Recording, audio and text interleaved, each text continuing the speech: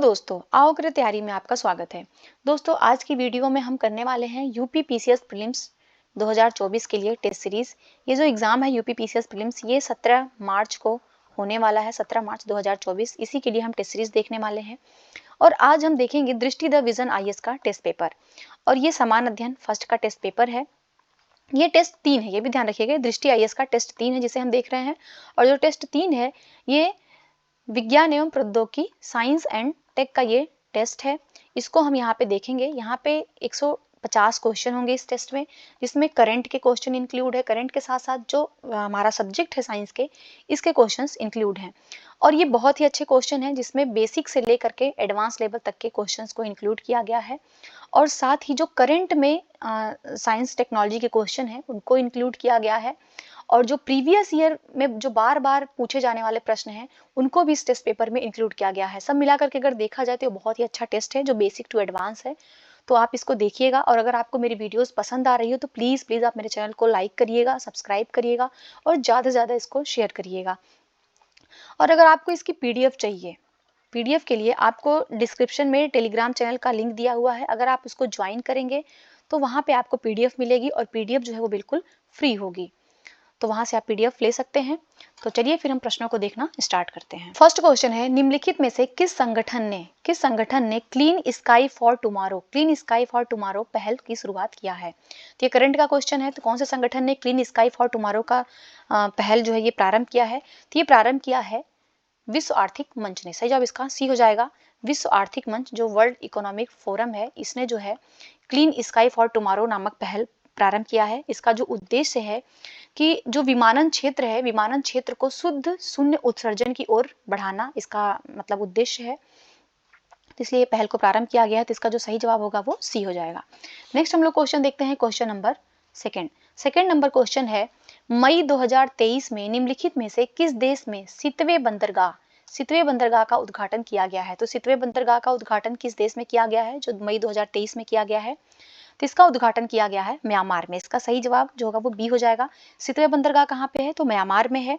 Myanmar में जो है रखाइन राज्य में, म्यांमार का जो रखाइन राज्य है, रखाइन राज्य के सितवे पत्तन का यहाँ पे लोकार्पण किया गया है।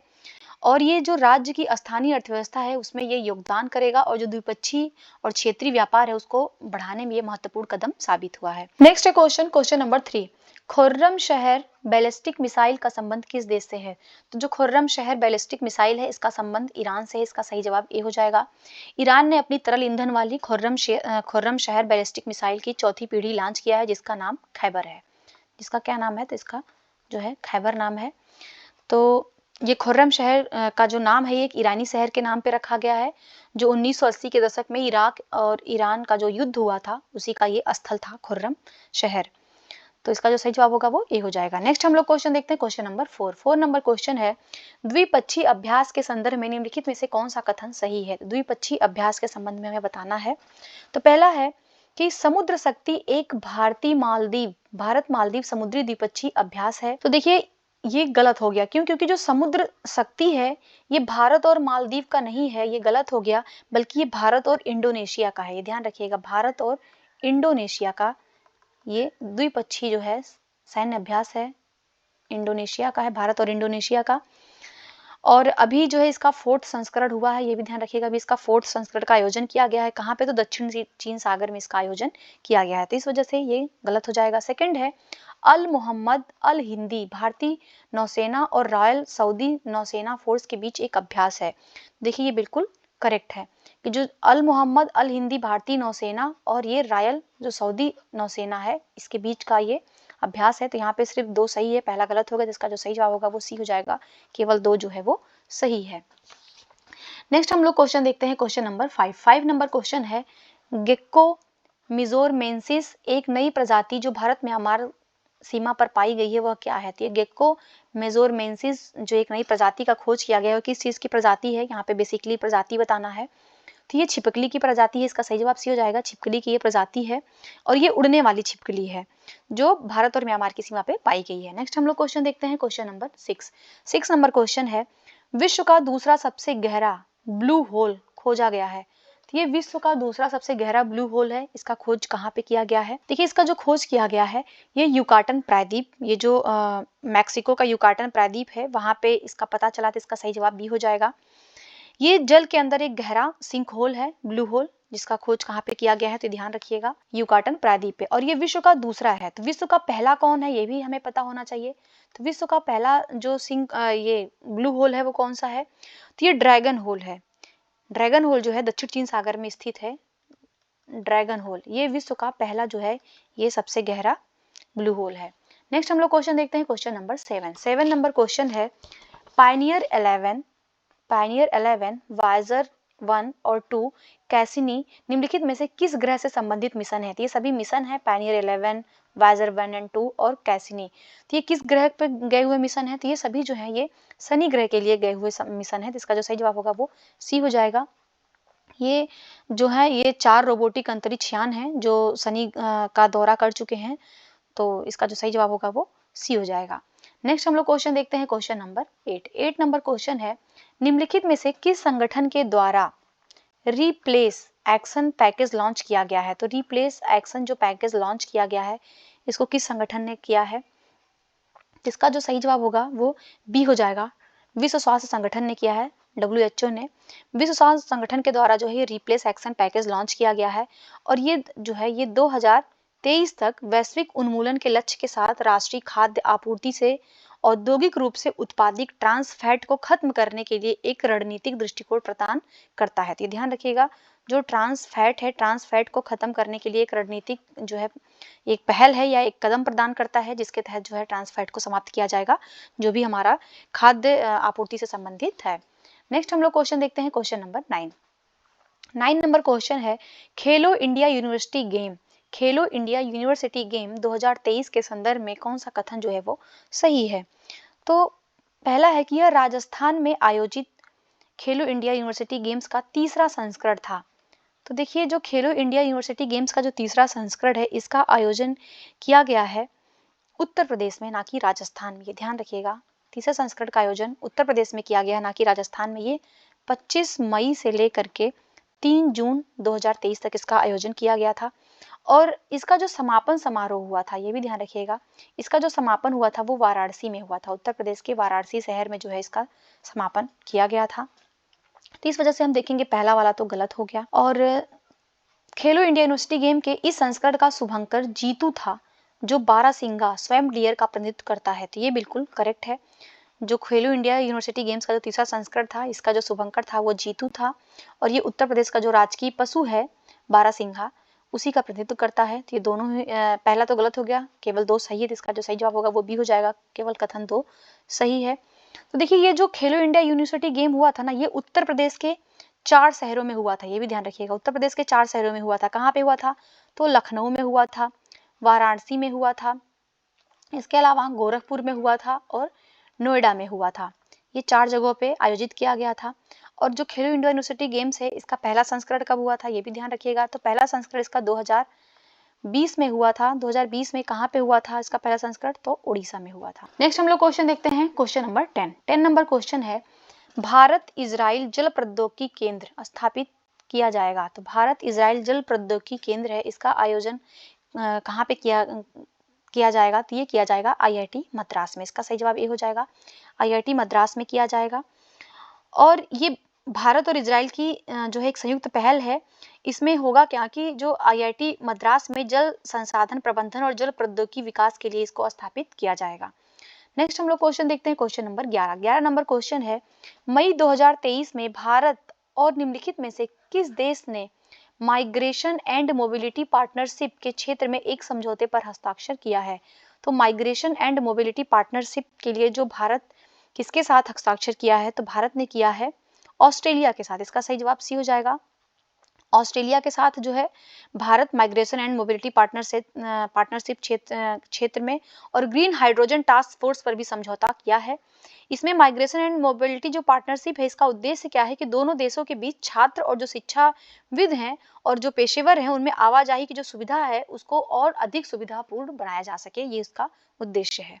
नेक्स्ट हम लोग क्वेश्चन देखते हैं, क्वेश्चन नंबर 12 नंबर क्वेश्चन है, मई 2023 में भारत के किन 2 राज्यों किन दो राज्यों ने पर्यटन को बढ़ावा देने के लिए एक समझौता ज्ञापन पर साइन किया है? तो भारत और किन दो राज्यों के बीच जो एक मतलब पर्यटन को बढ़ावा देने के लिए जो एमयू साइन किया गया है, ये भारत, गोवा और उत्तराखंड के साथ किया है। इसका जो सही जवाब होगा वो बी हो जाएगा। गोवा और उत्तराखंड के साथ जो है ये हस्ताक्षर किया गया है। नेक्स्ट हम लोग क्वेश्चन देखते हैं, क्वेश्चन नंबर 13 नंबर क्वेश्चन है, अप्रैल 2023 में ऑस्ट्रेलिया के सर्वोच्च नागरिक सम्मान, कहाँ का? ऑस्ट्रेलिया का सर्वोच्च नागरिक सम्मान है ऑर्डर ऑफ ऑस्ट्रेलिया। ये ऑस्ट्रेलिया का जो है नागरिक सम्मान है ऑर्डर ऑफ ऑस्ट्रेलिया। इससे किसे सम्मानित किया गया है? तो इसको सम्मानित किया गया है रतन टाटा जी को। इसका सही जवाब डी हो जाएगा। रतन टाटा जी को किया गया है। ये टाटा सन्स के चेयरमैन है रतन टाटा, और इनको भारत ऑस्ट्रेलिया द्विपक्षीय संबंधों को मजबूत करने उनके प्रयासों के लिए ऑस्ट्रेलिया का जो सर्वोच्च सम्मान है इसे सम्मानित किया गया है। इसका सही जवाब डी हो जाएगा। नेक्स्ट हम लोग क्वेश्चन देखते हैं, क्वेश्चन नंबर 14 नंबर क्वेश्चन है, चौथे राष्ट्रीय जल पुरस्कार 2022 के संदर्भ में किस राज्य को सर्वश्रेष्ठ राज्य की श्रेणी में पुरस्कार प्रदान किया गया है? तो ये चौथा राष्ट्रीय जल पुरस्कार है 2022। तो कौन से राज्य को सर्वश्रेष्ठ राज्य की श्रेणी में पुरस्कार मिला है? तो ये दिया गया है मध्य प्रदेश को। इसका सही जवाब डी हो जाएगा। मध्य प्रदेश को जो है इसमें सर्वश्रेष्ठ श्रेणी में स्थान दिया गया है। इसके बाद से मध्य प्रदेश फर्स्ट है। सेकंड पे कौन है? सेकंड पे उड़ीसा राज्य है, उड़ीसा है। और थर्ड पे कौन है? थर्ड पे जो है वो आंध्र प्रदेश और बिहार। थर्ड पे जो है वो आंध्र प्रदेश है और प्लस बिहार, इनको संयुक्त रूप से थर्ड स्थान दिया गया है। और ये देता कौन है? तो ये ध्यान रखिएगा, जल शक्ति मंत्रालय के द्वारा इसको दिया जाता है। तो इसका फर्स्ट कौन है? तो मध्य प्रदेश है। इसका सही जवाब जो है वो डी हो जाएगा। नेक्स्ट हम लोग क्वेश्चन देखते हैं, क्वेश्चन नंबर 15 नंबर क्वेश्चन है, मेगा ट्रॉपिक्स मिशन भारत और किसका एक सहयोगी कार्यक्रम है? तो जो मेगा ट्रॉपिक्स है ये भारत और फ्रांस का एक साझा कार्यक्रम है। इसका सही जवाब बी हो जाएगा, भारत और फ्रांस का है।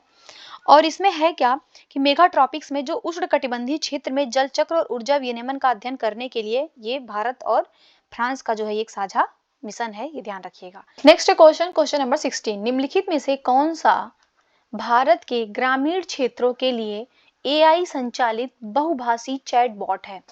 तो ये ग्रामीण क्षेत्रों के लिए है, एक बहुभाषी चैटबॉट है जो एआई संचालित है। तो इसका जो सही जवाब होगा वो सी हो जाएगा। इसका नाम है जुगलबंदी। इसको किसने विकसित किया है? तो भी ध्यान रखिएगा, इसको माइक्रोसॉफ्ट ने बनाया है। इसको माइक्रोसॉफ्ट ने बनाया है, जो कि ग्रामीण क्षेत्रों के लिए जो है ये एआई संचालित बहुभाषी चैटबॉट है। गीगा चैट किसका है? तो ध्यान रखिए, जो गीगा चैट है ये रूस का है। लेक्सी किसका है? लेक्सी जो है ये जो ई कॉमर्स संस्थापक हैं उनको सरल तरीके से व्यावसायिक दृष्टि प्रदान करने के लिए लेक्सी का डेवलपमेंट किया गया है। और बॉट जो है ये किसका है? तो ये गूगल का है। तो ये भी ध्यान रखिएगा, बॉट जो है ये गूगल का एआई संचालित चैटबॉट है। नेक्स्ट हम लोग क्वेश्चन देखते हैं, क्वेश्चन नंबर 17 नंबर क्वेश्चन है, निम्नलिखित में से किस देश की सहायता के लिए भारत सरकार द्वारा ऑपरेशन करुणा शुरू किया गया है? तो ऑपरेशन जो करुणा है इसको किसकी मदद के लिए प्रारंभ किया गया है? तो ये किया गया है म्यांमार की मदद के लिए। इसका सही जवाब डी हो जाएगा। म्यांमार की मदद के लिए किया गया है। म्यांमार में जो चक्रवात आया था, चक्रवात मोचा, जो मोचा चक्रवात आया था, इसी चक्रवात से जो तबाही मची थी उसी की सहायता के लिए भारत सरकार ने जो है ये ऑपरेशन करुणा प्रारंभ किया था। तुर्की की मदद के लिए हमने क्या प्रारंभ किया था? ये भी ध्यान रखिए, जो तुर्की में जो भूकंप आया था उसकी मदद करने के लिए हमने प्रारंभ किया था ऑपरेशन दोस्त। ऑपरेशन दोस्त हमने प्रारंभ किया था। और यूक्रेन में जो भारतीय फंसे थे उनको वापस निकालने के लिए हमने प्रारंभ किया था ऑपरेशन गंगा। ये भी ध्यान रखिएगा, ऑपरेशन गंगा प्रारंभ किया था। और नेपाल की मदद करने के लिए हम लोग जो नेपाल में 2015 में भूकंप आया था उसके बाद से जो भी सशस्त्र बल है उसको और संयुक्त राहत और बचाव के अभियान के लिए हमने प्रारंभ किया था ऑपरेशन मैत्री। तो मैत्री जो है वो नेपाल के लिए था, दोस्त जो है वो तुर्की के लिए था, गंगा यूक्रेन के लिए था और ऑपरेशन करुणा म्यांमार के लिए है। नेक्स्ट क्वेश्चन, क्वेश्चन नंबर 18, महिला सम्मान बचत प्रमाण पत्र के संदर्भ में निम्नलिखित कथनों में से कौन सा कथन जो है वो सही है? पहला है, योजना का कार्यकाल 1 वर्ष का है जिसमें महिलाओं को उनकी बचत पर 7.5% ब्याज दिया जाएगा। सेकेंड है, खाता खोलने की तारीख को 1 वर्ष के बाद शेष राशि का 80% निकाला जा सकता है। देखिए, जो महिला सम्मान बचत प्रमाण पत्र है इसको जो बजट था सरकार का 2023-24 के बजट, इसमें घोषणा किया गया था वित्त मंत्री के द्वारा। और ये महिलाओं और जो लड़कियां हैं उनको आर्थिक रूप से सशक्त बनाने के लिए ये प्रारंभ किया गया था। तो इसमें था कि 2 वर्ष के लिए, ये ध्यान रखिएगा, 2 वर्ष के लिए एक मुश्त राशि मैक्सिमम 2 लाख ही जमा कर सकते हैं, जो कि 2 साल के लिए होगा। और इसमें जो सरकार ब्याज देगी वो 7.5% का देगी। तो इसका जो पहला स्टेटमेंट है कि योजना का कार्यकाल 1 वर्ष का है, तो देखिए यहाँ पे गलत हो गया। योजना का जो कार्यकाल है वो 2 वर्ष का है, ना कि 1 वर्ष का है। और इसमें जो ब्याज मिलेगा वो 7.5% मिलेगा, ये चीज सही है, लेकिन कार्यकाल गलत है, इसलिए ये स्टेटमेंट तो गलत हो गया। सेकंड है कि खाता खोलने की तारीख से 1 वर्ष के बाद शेष राशि का 40% निकाला जा सकता है। देखिए खाता खोलने की 1 साल के बाद जो है, जो भी राशि जमा हुआ है उसका आप सिर्फ 40% निकाल सकते हैं, ना कि 80%, इसलिए सेकंड वाला भी गलत हो गया। तो इसका जो सही जवाब होगा वो बी हो जाएगा, ना तो 1 सही है ना तो 2 सही है। नेक्स्ट हम लोग क्वेश्चन देखते हैं, क्वेश्चन नंबर 19 नंबर क्वेश्चन है, निम्नलिखित में से कौन अंतरराष्ट्रीय वनडे में सबसे तेज 5000 रन पूरे करने वाला क्रिकेटर है। तो जो अंतरराष्ट्रीय वनडे मैच हुआ है, इसमें जो 5000 रन पूरे किए हैं वो क्रिकेटर हैं बाबर आजम। ये पाकिस्तान क्रिकेट टीम के कप्तान है, तो इसका सही जवाब जो है वो ए हो जाएगा, बाबर आजम है। इन्होंने 97 पारियां खेल करके 5000 रन पूरा किया है। नेक्स्ट है क्वेश्चन नंबर 20, विश्व प्रेस स्वतंत्रता सूचकांक 2023 में भारत का स्थान क्या है। तो देखिए जो विश्व प्रेस स्वतंत्रता सूचकांक है, इसमें जो भारत का स्थान है 2023 में वो है 161वां स्थान। सही जवाब इसका बी हो जाएगा। ये विश्व प्रेस स्वतंत्रता सूचकांक जो रिपोर्ट है ये जारी कौन करता है, तो इसको जो है रिपोर्टर्स विदाउट जो बॉर्डर्स है इसके द्वारा इसको जारी किया जाता है। और स्वतंत्र विश्व प्रेस स्वतंत्रता जो दिवस होता है, जो इसका दिवस होता है, ये भी ध्यान रखिएगा, 3 मई को जो है वो विश्व प्रेस स्वतंत्रता दिवस मनाया जाता है। 2022 में भारत की क्या रैंक थी, तो 2022 में जो भारत की रैंक थी वो 150 थी, ये भी ध्यान रखिएगा, 150 जो है 2022 में थी। नेक्स्ट हम लोग क्वेश्चन देखते हैं। नेक्स्ट क्वेश्चन नंबर 21, निम्नलिखित में से किसे सूरीनाम के सर्वोच्च नागरिक पुरस्कार, कहाँ का सूरीनाम का सर्वोच्च नागरिक पुरस्कार है the grand order of the chain of yellow star, ये पुरस्कार का नाम है the grand order of the chain of yellow star, सम्मान से सम्मानित किया गया है। तो ये सम्मान किसको दिया गया है, तो ये जो सूरीनाम का सर्वोच्च पुरस्कार है ये दिया गया है हमारे जो राष्ट्रपति हैं द्रौपदी मुर्मू जी, इनको दिया गया है। इसका सही जवाब जो है वो सी हो जाएगा। नेक्स्ट हम लोग क्वेश्चन देखते हैं, क्वेश्चन नंबर 22 नंबर क्वेश्चन है, निम्नलिखित में से किसने finance ministers of India from independence to emergency 1947 to 1977 पुस्तक लिखी है। The finance ministers of India from independence to emergency, ये पुस्तक किसने लिखा है, तो ये लिखे हैं जो पत्रकार हैं अशोक कुमार भट्टाचार्य। तो इसका जो सही जवाब होगा वो हो जाएगा ए के भट्टाचार्य, 20 का जो है सही जवाब हो जाएगा। नेक्स्ट हम देखते हैं क्वेश्चन नंबर 23 नंबर क्वेश्चन, निम्नलिखित में से कौन सा जो युग्म है वो सही सुमेलित नहीं है। विश्व पर्यावरण दिवस कब मनाया जाता है, तो ये 12 जून को मनाया जाता है, बिल्कुल सही है। विश्व बाल श्रम निषेध दिवस कब मनाया जाता है, तो विश्व बाल श्रम जो निषेध दिवस है ये 12 जून को मनाया जाता है, ये भी बिल्कुल सही है। विश्व हाइड्रोग्राफी दिवस, जो विश्व हाइड्रोग्राफी दिवस है ये कब मनाया जाता है, तो ये 21 जून को मनाया जाता है, ये बिल्कुल सही है। विश्व औषधि दिवस, देखिए जो विश्व औषधि दिवस है ये 24 जून को नहीं मनाया जाता है, ये 26 जून को मनाया जाता है। इस वजह से जो सही जवाब होगा वो डी हो जाएगा, डी वाला जो है वो सही सुमेलित नहीं है। नेक्स्ट हम लोग देखते हैं क्वेश्चन नंबर 24, निम्नलिखित में से कौन सा देश आर्टेमिस समझौते के संबंध में सही नहीं है। तो कौन सा जो देश है वो आर्टेमिस से संबंधित नहीं है, यहाँ पे ये बताना है। देखिए जो आर्टेमिस समझौता है ना, आर्टेमिस समझौता जो है ये अमेरिकी विदेश विभाग और national aeronautics and space administration, जिसका नासा नाम है, इसके द्वारा और इसके जो 7 अन्य जो संस्थापक सदस्य हैं, जैसे ऑस्ट्रेलिया हो गया, कनाडा हो गया, इटली हो गया, जापान हो गया, लग्जमबर्ग हो गया, यूएई हो गया, यूके हो गया, इन लोगों के साथ मिल करके ये 2020 में एक समझौता किया गया था।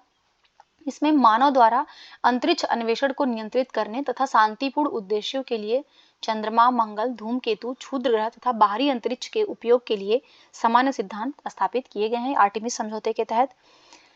तो इसमें कौन नहीं है, तो ये ध्यान रखना है, बहुत इंपॉर्टेंट है। चीन और रूस, 2 देश हैं, चीन है और रूस है, ये दोनों ही देश जो है ये इस समझौते के भाग नहीं है। तो ऑप्शन में दिया गया रूस, तो रूस जो है इसका भाग नहीं है, इसलिए इसका सही जवाब जो होगा डी हो जाएगा। भारत इसका गैर बाध्यकारी मतलब इसमें हस्ताक्षर करने वाला सदस्य है, तो कौन से नंबर का है, तो भी ध्यान रखिएगा, भारत जो है इसमें 27वां नंबर का है जिसने साइन किया है। नेक्स्ट हम लोग देखते हैं क्वेश्चन नंबर 25 नंबर क्वेश्चन है, निम्नलिखित में से कौन 200 अंतरराष्ट्रीय मैच खेलने वाला पहला पुरुष फुटबॉलर बन गया है? तो 200 अंतरराष्ट्रीय मैच खेलने वाला पुरुष फुटबॉलर कौन है?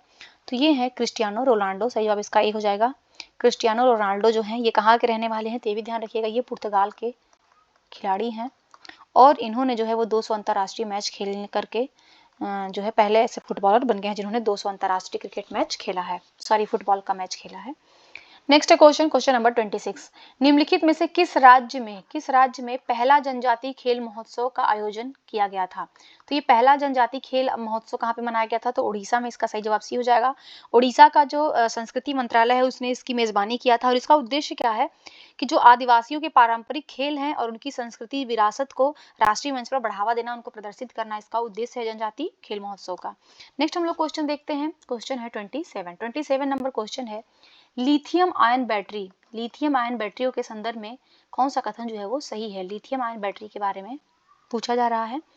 तो यह एक प्रकार की रिचार्जेबल बैटरी है और सेकंड है कि विसर्जन के दौरान लिथियम आयन धनात्मक इलेक्ट्रोड से ऋणात्मक इलेक्ट्रोड की ओर चले जाते हैं और आवेशित होने पर वापस आ जाते हैं। देखिए जो लिथियम आयन बैटरी होता है ये बिल्कुल सही है कि ये एक रिचार्जेबल बैटरी है, पहला वाला सही है। लेकिन जो सेकंड वाला है कि विसर्जन के दौरान लिथियम आयन जो होता है वो धनात्मक इलेक्ट्रोड से ऋणात्मक इलेक्ट्रोड की जाता है, तो ये गलत है, ये ध्यान रखिएगा। ये निगेटिव इलेक्ट्रोड से जो है ये धनात्मक इलेक्ट्रोड की तरफ जाता है, ना कि निगेटिव से, सॉरी ना कि पॉजिटिव से निगेटिव। तो इस वजह से ये वाला जो है वो गलत हो जाएगा। तो केवल एक सही है, तो इसका जो सही जवाब होगा वो 20 का सही जवाब हो जाएगा। केवल एक कथन जो है वो सही है। नेक्स्ट हम लोग देखते हैं क्वेश्चन नंबर 28 नंबर क्वेश्चन है, वैश्विक प्रतिस्पर्धात्मक सूचकांक 2023 में निम्नलिखित में से कौन सा देश जो है वो प्रथम स्थान पे है? ये वैश्विक प्रतिस्पर्धात्मक सूचकांक के बारे में है। देखिए ये जो सूचकांक है वैश्विक प्रतिस्पर्धात्मक सूचकांक, इसको जारी कौन करता है? तो international institute for management development. तो जो इंटरनेशनल इंस्टीट्यूट फॉर जो मैनेजिंग और डेवलपमेंट है इसके द्वारा इसको जारी किया जाता है और इसमें जो प्रथम स्थान है वो है डेनमार्क का। इसका सही जवाब सी हो जाएगा। डेनमार्क इसमें फर्स्ट स्थान पे है। सेकंड कौन है? तो ध्यान रखिएगा सेकंड पे जो है वो आयरलैंड है और स्विट्जरलैंड जो है ये थर्ड पे है। ध्यान रखिएगा स्विट्जरलैंड जो है थर्ड पे है और भारत जो है भारत का 40वें स्थान पे है। तो ये भी ध्यान रखिएगा भारत की क्या रैंक है इसमें, तो भारत जो है वो 40वें स्थान पे है वैश्विक प्रतिस्पर्धात्मक सूचकांक में। नेक्स्ट हम लोग क्वेश्चन देखते हैं, क्वेश्चन नंबर 29। जून 2023 से सूक्ष्म लघु और मध्यम उद्यम एमएसएमई मंत्रालय द्वारा कौन सा पोर्टल जो है वो लॉन्च किया गया है? तो एमएसएमई के द्वारा जून 2023 में कौन सा पोर्टल लॉन्च किया गया है? तो चैंपियंस 2.0 लॉन्च किया गया। इसका सही जवाब डी हो जाएगा। चैंपियंस 2.0 को लॉन्च किया गया है। एमएसएमई के लिए एकल खिड़की से शिकायत निवारण पोर्टल है ये और चैंपियन का जो विस्तृत रूप है वो है उत्पादन और राष्ट्रीय शक्ति बढ़ाने हेतु आधुनिक प्रक्रियाओं का निर्माण और उनका सामंजस्यपूर्ण अनुप्रयोग। ये इसका जो है चैंपियंस का फुल फॉर्म है। देखिए यहाँ पे जो ई दृष्टि पोर्टल है, ई दृष्टि किसका पोर्टल है? तो ई दृष्टि जो है वो रेलवे सूचना प्रणाली केंद्र का पोर्टल है। ई सूचना रेलवे सूचना प्रणाली का ये पोर्टल है रेल मंत्रालय के द्वारा। और प्राप्ति किसका है? तो इसको विद्युत मंत्रालय के द्वारा इसको लॉन्च किया गया है। और रीस्टार्ट इंडिया किसका है? तो रीस्टार्ट इंडिया जो है ये सड़क परिवहन और राज्य मंत्री और जहाज मंत्री और एमएसएमई मंत्री इनके द्वारा इसको जो है प्रारंभ किया गया है। नेक्स्ट हम लोग क्वेश्चन देखते हैं, क्वेश्चन नंबर 30 नंबर क्वेश्चन है, मोनपा हस्त निर्मित कागज निम्नलिखित में से किस राज्य की पारंपरिक कला है? तो मोनपा जो है ये कागज निर्मित की एक पारंपरिक कला है, ये किस राज्य की है? तो ये है अरुणाचल प्रदेश की। इसका सही जवाब ये हो जाएगा, ये अरुणाचल प्रदेश की एक पारंपरिक कला है। नेक्स्ट हम लोग क्वेश्चन देखते हैं, क्वेश्चन नंबर 31 नंबर क्वेश्चन है, खीर भवानी मेला निम्नलिखित में से किस राज्य केंद्र शासित प्रदेश से संबंधित है? तो खीर जो भवानी मेला है ये जो देवी रागन्या है उनको समर्पित है ये मेला और ये जम्मू कश्मीर और श्रीनगर में जो है वहाँ पे जो कश्मीरी हिंदू हैं उनके लिए एक पवित्र तीर्थ स्थल है ये। तो इसका जो सही जवाब होगा वो सी हो जाएगा, ये जम्मू कश्मीर में लगता है। नेक्स्ट हम लोग देखते हैं क्वेश्चन नंबर 32। हाल ही में निम्नलिखित में से कौन सा राज्य भारत सरकार का पहला पूर्णतः ई शासित राज्य बन गया है? तो पहला जो पूर्णतः ई शासित राज्य बना है भारत सरकार का कौन सा राज्य है? तो वो है केरल। इसका सही जवाब सी हो जाएगा, केरल जो है वो पहला राज्य बन गया है। ई शासित राज्य का अर्थ क्या होता है? इसका अर्थ होता है कि राज्य के विकास हेतु प्रौद्योगिकी का लाभ उठाकर सरकारी जो कार्यालय हैं और जो नागरिक हैं उनको एक नेटवर्क में लाना और उनको डिजिटल बना करके मतलब जो कमी है एक डिजिटल विभाजन का उसको पूरा करना, ये उसका उद्देश्य होता है। नेक्स्ट हम लोग देखते हैं क्वेश्चन नंबर 33 नंबर क्वेश्चन है, निम्नलिखित में से कौन सा प्रत्येक सिगरेट पर स्वास्थ्य चेतावनी लगाने वाला पहला देश बन गया है? तो प्रत्येक सिगरेट पे स्वास्थ्य चेतावनी लगाने वाला देश कौन सा बना है? तो वो है कनाडा। इसका सही जवाब सी हो जाएगा। कनाडा ऐसा देश बन गया है जो हर सिगरेट पे जो है चेतावनी लगी रहेगी। नेक्स्ट हम लोग क्वेश्चन देखते हैं क्वेश्चन नंबर 34 नंबर क्वेश्चन देखते हैं, कखोवका बांध निम्नलिखित में से कौन सा कथन सही नहीं है? तो कखोवका बांध के बारे में है। देखिए जो कखोवका बांध है तो ये दक्षिणी यूक्रेन में नीपर नदी पर एक प्रमुख जल विद्युत ऊर्जा संयंत्र और जलाशय था। तो ये बिल्कुल करेक्ट है, ये दक्षिणी यूक्रेन में है। और कौन सी नदी पर? तो नीपर नदी पर है। और सेकंड है जलाशय जो है वो क्रीमिया प्रायद्वीप और जापोरिजिया परमाणु संयंत्र को भी पानी की आपूर्ति करता है। तो ये भी बिल्कुल करेक्ट है। ये जो है जो काखोवका बांध है इससे जो है ये जो क्रीमिया प्रायद्वीप है और जपोरिजिया जो परमाणु संयंत्र है उसको पानी मिलता है। और ये कहाँ पे है? तो दक्षिणी यूक्रेन में है, नीपर नदी पे है। तो ये दोनों स्टेटमेंट बिल्कुल करेक्ट है। इसका जो सही जवाब होगा वो हो जाएगा डी, ना तो एक ना ही दो, क्योंकि क्वेश्चन ने पूछ रहा था कौन सही नहीं है, तो दोनों ही सही है। नेक्स्ट हम लोग क्वेश्चन देखते हैं क्वेश्चन नंबर 35 नंबर क्वेश्चन है, गैलरी परीक्षण किस बीमारी से संबंधित है? तो गैलरी परीक्षण किस बीमारी में किया जाता है? तो गैलरी जो परीक्षण होता है तो गैलरी परीक्षण का जो उद्देश्य है या इससे जो परीक्षण किया जाता है ये किया जाता है कैंसर में। सही जब इसका बी हो जाएगा, कैंसर से संबंधित है ये। इसमें जो प्रारंभिक चरण होता है उसका उपचार करने के लिए इसका प्रयोग किया जाता है। नेक्स्ट क्वेश्चन नंबर 36, राष्ट्रीय बाघ संरक्षण प्राधिकरण NTCA ने किसकी अध्यक्षता में चीता परियोजना संचालन समिति का गठन किया है? जो चीता परियोजना संचालन समिति बनाई गई है ये किसने बनाया है? तो राष्ट्रीय बाघ संरक्षण प्राधिकरण ने बनाया है। इसके अध्यक्ष कौन है? तो इसके जो अध्यक्ष हैं वो डॉक्टर राजेश गोपाल हैं। इसका सही जवाब ये हो जाएगा, डॉक्टर राजेश गोपाल की अध्यक्षता में बनाया गया है। नेक्स्ट है क्वेश्चन नंबर 37, हेलमंद नदी बहती है। हेलमंद नदी कहाँ पे बहती है? तो ये अफगानिस्तान की नदी है। तो इसका जो सही जवाब होगा वो सी हो जाएगा। हेलमंद नदी जो है वो दक्षिण पश्चिम अफगानिस्तान और पूर्वी ईरान में लगभग जो है 1150 किलोमीटर प्रवाहित क्षेत्र है इसका। और यही जो हेलमंद नदी है इसको लेकर के ईरान और अफगानिस्तान, ये भी ध्यान रखिएगा, अफगानिस्तान और ईरान इनके बीच जो है ये विवाद का कारण भी बना हुआ है। नेक्स्ट हम लोग क्वेश्चन देखते हैं क्वेश्चन नंबर 38 नंबर क्वेश्चन है, मेयान ज्वालामुखी निम्नलिखित में से किस देश में स्थित है? तो मेयान ज्वालामुखी किस देश में स्थित है? तो ये स्थित है फिलीपींस में। इसका सही जवाब डी हो जाएगा। मेयान ज्वालामुखी जो है फिलीपींस का एक सक्रिय ज्वालामुखी, ये भी ध्यान रखिएगा, ये एक सक्रिय ज्वालामुखी है और इसे विश्व का सबसे उत्तम ज्वालामुखी शंकु भी कहा जाता है, मेयान ज्वालामुखी को। नेक्स्ट हम लोग क्वेश्चन देखते हैं क्वेश्चन नंबर 39, सूची 1 को सूची 2 से सुमेलित करना है। तो यहाँ पे चक्रवाती तूफान दिए हैं और उनका नाम दिया हुआ है। तो देखिए बिपरजॉय जो चक्रवाती तूफान है इसको नाम किसने दिया था? तो इसको नाम दिया था बांग्लादेश ने, ये ध्यान रखिएगा, इसको नाम दिया था बांग्लादेश ने। यास जो चक्रवाती तूफान है इसको नाम दिया था किसने? तो ओमान ने दिया था, इसका नाम ओमान ने दिया था। गुलाब का नाम किसने दिया था? इसको पाकिस्तान ने दिया था, पाकिस्तान ने गुलाब नाम दिया था। और आसानी जो है इसको नाम दिया था श्रीलंका ने। तो हम देख लेते हैं, बांग्लादेश 3, ओमान 2, पाकिस्तान 1 और श्रीलंका 4, 3 2 1 4, 3 2 1 4। इसका सही जवाब जो होगा वो बी हो जाएगा, इसका सही जवाब। नेक्स्ट हम लोग क्वेश्चन देखते हैं क्वेश्चन नंबर 40 यहाँ पे डैश है, ट्रेन टकराव में शून्य दुर्घटना के लक्ष्य को प्राप्त करने के लिए भारतीय अनुसंधान अभिकल्प एवं मानक संगठन के द्वारा विकसित एवं टकराव रोधी प्रणाली है। तो कौन सा ये है जिसके द्वारा जो ट्रेन टकराव है इसमें शून्य दुर्घटना का लक्ष्य रखा गया है? तो ये है कवच। इसका सही जवाब ए हो जाएगा, उसका नाम है कवच। कवच जो है वो ट्रेन टकराव में शून्य दुर्घटना के लक्ष्य को प्राप्त करने के लिए भारतीय अनुसंधान अभिकल्प एवं मानक संगठन द्वारा विकसित एक टकराव रोधी प्रणाली है। इसका सही जवाब ए हो जाएगा। नेक्स्ट हम लोग देखते हैं क्वेश्चन नंबर 41, निम्नलिखित युगों में से कौन सा युग्म जो है कंप्यूटर पीढ़ी यहाँ पे दिया हुआ है और प्रौद्योगिकी दिया, उससे पूछ रहा है कि सही सुमेलित है।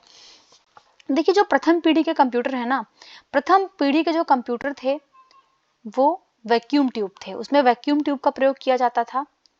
तो यहाँ पे हम लिख देते हैं, तो इसका नाम था वैक्यूम ट्यूब। वैक्यूम ट्यूब का प्रयोग किया जाता था। जो प्रथम पीढ़ी के कंप्यूटर थे ट्रांजिस्टर का प्रयोग नहीं होता था। जो द्वितीय पीढ़ी के कंप्यूटर थे उनमें ट्रांजिस्टर का प्रयोग होता था। ट्रांजिस्टर का प्रयोग जो है वो सेकंड पीढ़ी के कंप्यूटर में होता था। और जो तृतीय पीढ़ी के कंप्यूटर है उसमें एकीकृत सर्किट का प्रयोग किया जाता है। तो ये तो सही सुमेलित है, सर्किट एकीकृत सर्किट का प्रयोग किया जाता था।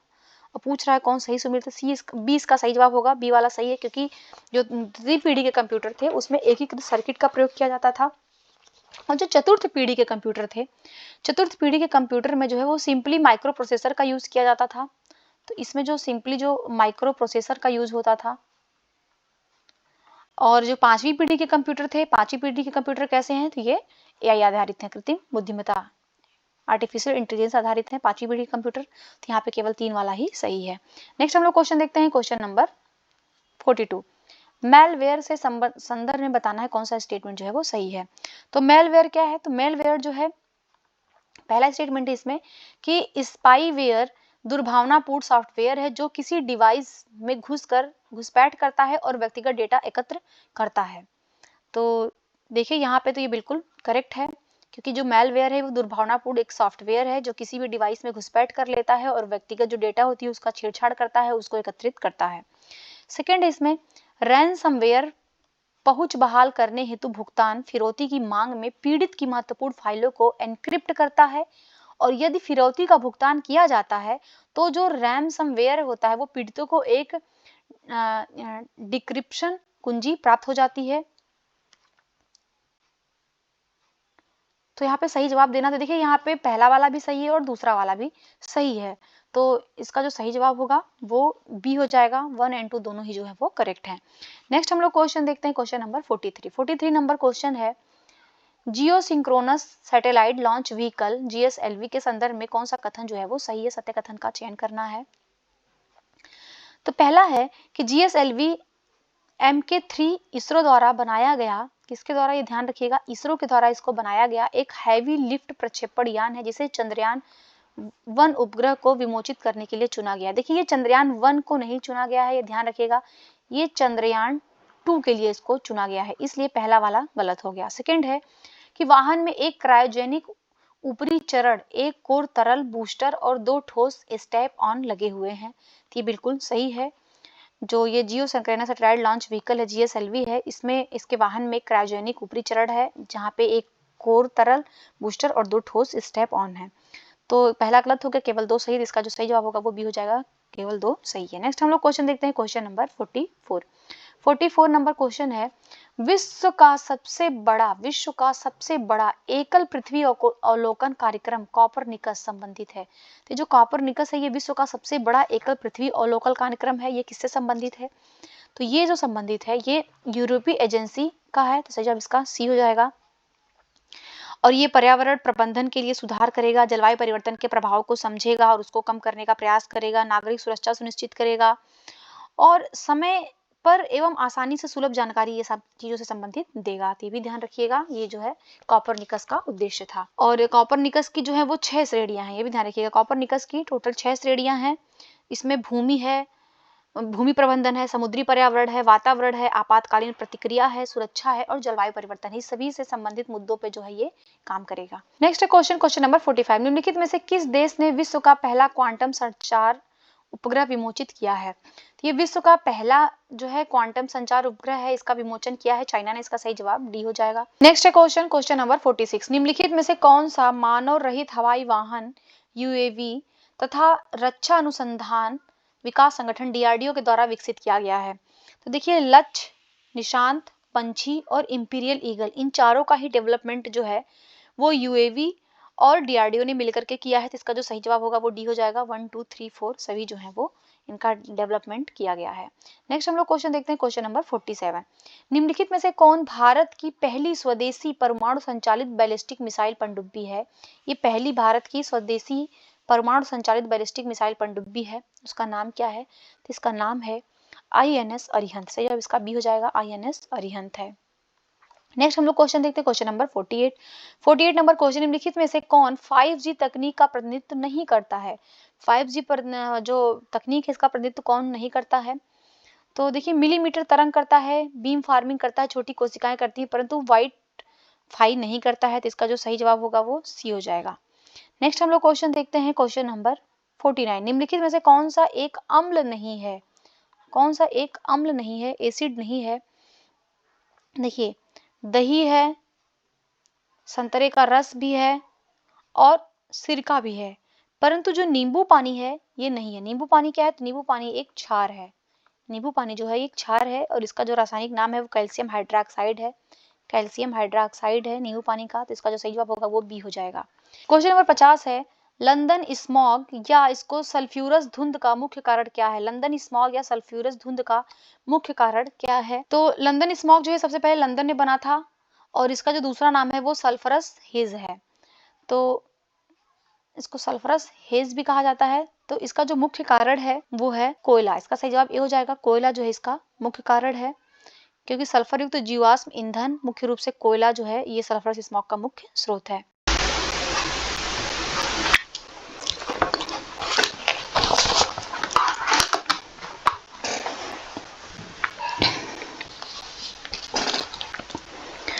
नेक्स्ट क्वेश्चन है क्वेश्चन नंबर 51। निम्नलिखित में से कौन सा युग्म जो है वो सही सुमेलित नहीं है? तो यहाँ पे देखिए दिया है अश्रु गैस, तो अल्फा क्लोरो एसिटोफिनोन जो है ये एक अश्रु गैस है, तो बिल्कुल सही सुमेलित है। सल्फर गंधक कोई कहते हैं, बिल्कुल सही है ये। स्ट्रेंजर गैस, तो जिनोन जो एक स्ट्रेंजर गैस है, ये बिल्कुल सही सुमेलित है। लाफिंग गैस नाइट्रोजन, देखिए लाफिंग गैस जो है वो नाइट्रोजन नहीं है बल्कि नाइट्रस ऑक्साइड होता है, तो इस वजह से ये गलत है। नाइट्रस ऑक्साइड होता है लाफिंग गैस। तो इसका जो सही जवाब होगा वो डी हो जाएगा। डी वाला जो है वो सही सुमेलित नहीं है। नेक्स्ट हम लोग देखते हैं क्वेश्चन नंबर 52। माचिस, कीटनाशक तथा कवकनाशक में किस तत्व का प्रयोग किया जाता है? तो ये जो माचिस होता है, माचिस, कीटनाशक और कवकनाशक, इन तीनों में किसका प्रयोग किया जाता है यहाँ पे हमें ये बताना है। तो देखिए यहाँ पे जो प्रयोग किया जाता है वो सल्फर का किया जाता है। इसका सही जवाब जो है वो ए हो जाएगा। सल्फर जो है ये एक मतलब माचिस में प्रयोग होता है, कीटनाशक में भी होता है और कवकनाशक में ही होता है। नेक्स्ट है क्वेश्चन, क्वेश्चन नंबर 53। सूची 1 को सूची 2 के साथ सुमेलित करना है और सही उत्तर का चयन करना है। यहाँ पे सूची 1 में अम्ल के नाम दिए हुए हैं और इसके सेकंड में जो है वो स्रोत दिया हुआ है। तो एसिटिक अम्ल, एसिटिक अम्ल का स्रोत क्या है? तो सिरका, इसको 3 से मैच कर देंगे। ऑक्जेलिक अम्ल, ऑक्जेलिक अम्ल ये है टमाटर। और टार्टरिक अम्ल, टार्टरिक अम्ल किसमें होता है? तो अंगूर, इमली, इन सभी में होता है, तो इसको 1 से मैच करेंगे। और मौलिक अम्ल तो सेब में होता है। तो अगर इसका सही मैच देखेंगे तो क्या हो जाएगा? 3, 2, 1, 4। तो ए जो है इसका सही जवाब हो जाएगा। नेक्स्ट हम लोग देखते हैं नेक्स्ट क्वेश्चन, क्वेश्चन नंबर 54। मानव रक्त का पीएच मान होता है, तो मानव रक्त का पीएच मान कितना होता है? तो जो मानव रक्त का पीएच होता है वो 7.35 से लेके 7.45 के बीच होता है। सही जवाब इसका बी हो जाएगा। देखिए पीएच क्या होता है? तो पीएच जो है वो एक लघुगणकीय पैमाना है जिसका उपयोग किसी जलीय घोल की अम्लता या क्षारीयता की जांच करने के लिए प्रयोग किया जाता है। तो पीएच की जो वैल्यू होती है वो 1 से लेके 14 तक होती है इसकी वैल्यू।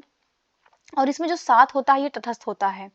अगर हम 7 से नीचे जा रहे हैं तो यहाँ पे ये अम्लता को दर्शाता है, एसिड को दिखाता है। और अगर 7 से हम ऊपर की तरफ जाएंगे, आगे की तरफ बढ़ते जाएंगे तो ये उसके क्षारीयता को दर्शाएगा, उसके बेस को ये दिखाता है। तो ये भी ध्यान रखिएगा। नेक्स्ट हम लोग क्वेश्चन देखते हैं, क्वेश्चन नंबर 55। 55 नंबर क्वेश्चन है, कास्टिक सोडा का रासायनिक सूत्र है। तो कास्टिक सोडा का रासायनिक सूत्र, तो कास्टिक सोडा जो है इसको सोडियम हाइड्रोक्साइड के रूप में जाना जाता है। तो इसका सही जवाब जो है वो डी हो जाएगा। सोडियम हाइड्रोक्साइड को कास्टिक सोडा के रूप में जाना जाता है।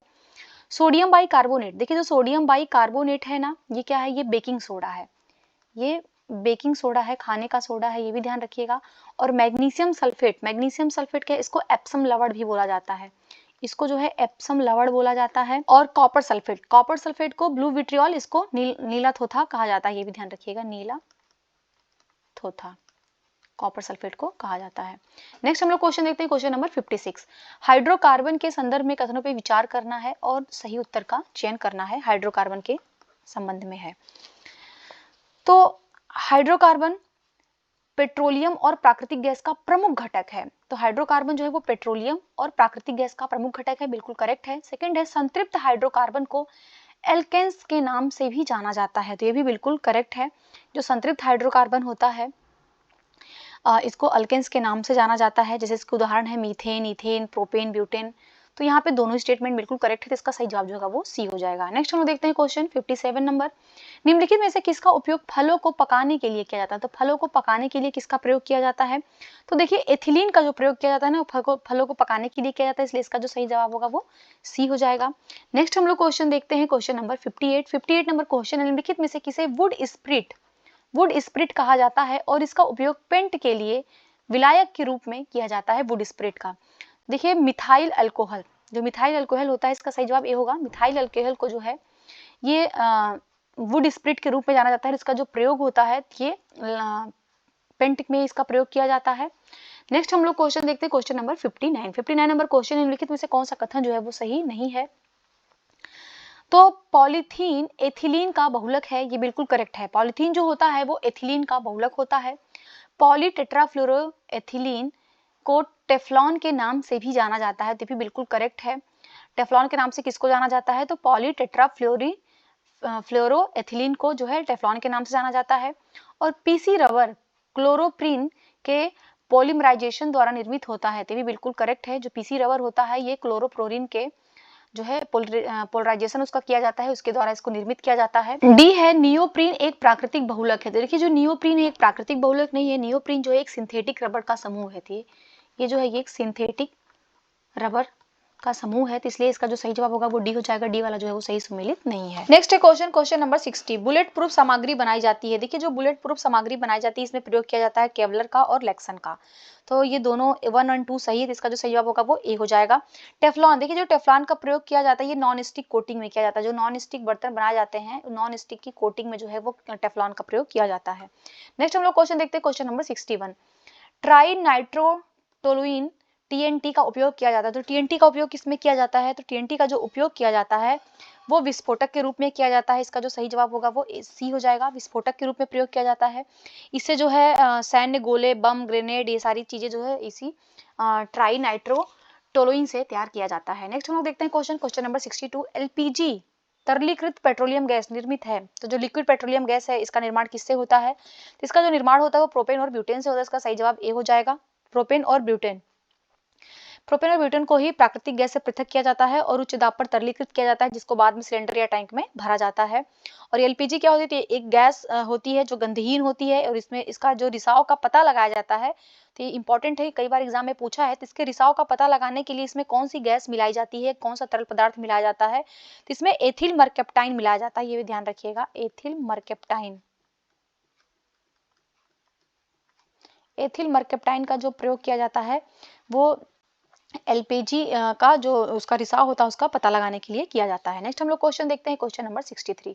निम्नलिखित में से किसका उपयोग खाद्य परिरक्षक के रूप में नहीं किया जाता है?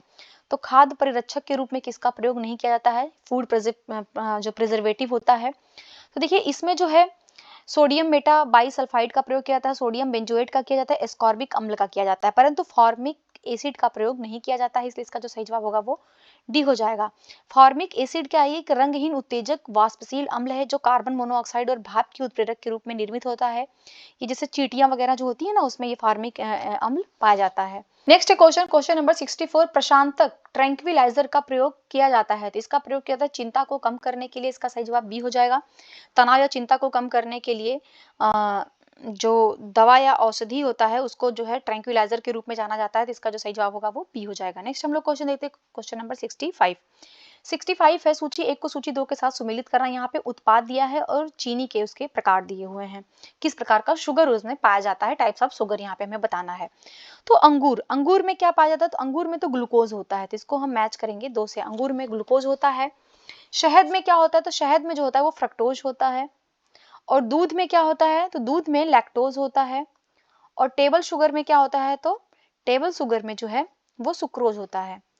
तो इसका जो सही मैच हो जाएगा, ऑप्शन देख लेते हैं, इसका जो सही मैच हो जाएगा 2, 1, 3, 4, तो ए इसका सही जवाब हो जाएगा। नेक्स्ट हम लोग देखते हैं क्वेश्चन नंबर 66। निम्नलिखित में से किसका उपयोग साबुन निर्माण के लिए कच्चे माल के रूप में नहीं किया जाता है? तो इनमें से किसका जो प्रयोग है वो जो साबुन का निर्माण किया जाता है उसमें कच्चे माल के रूप में प्रयोग नहीं होता है।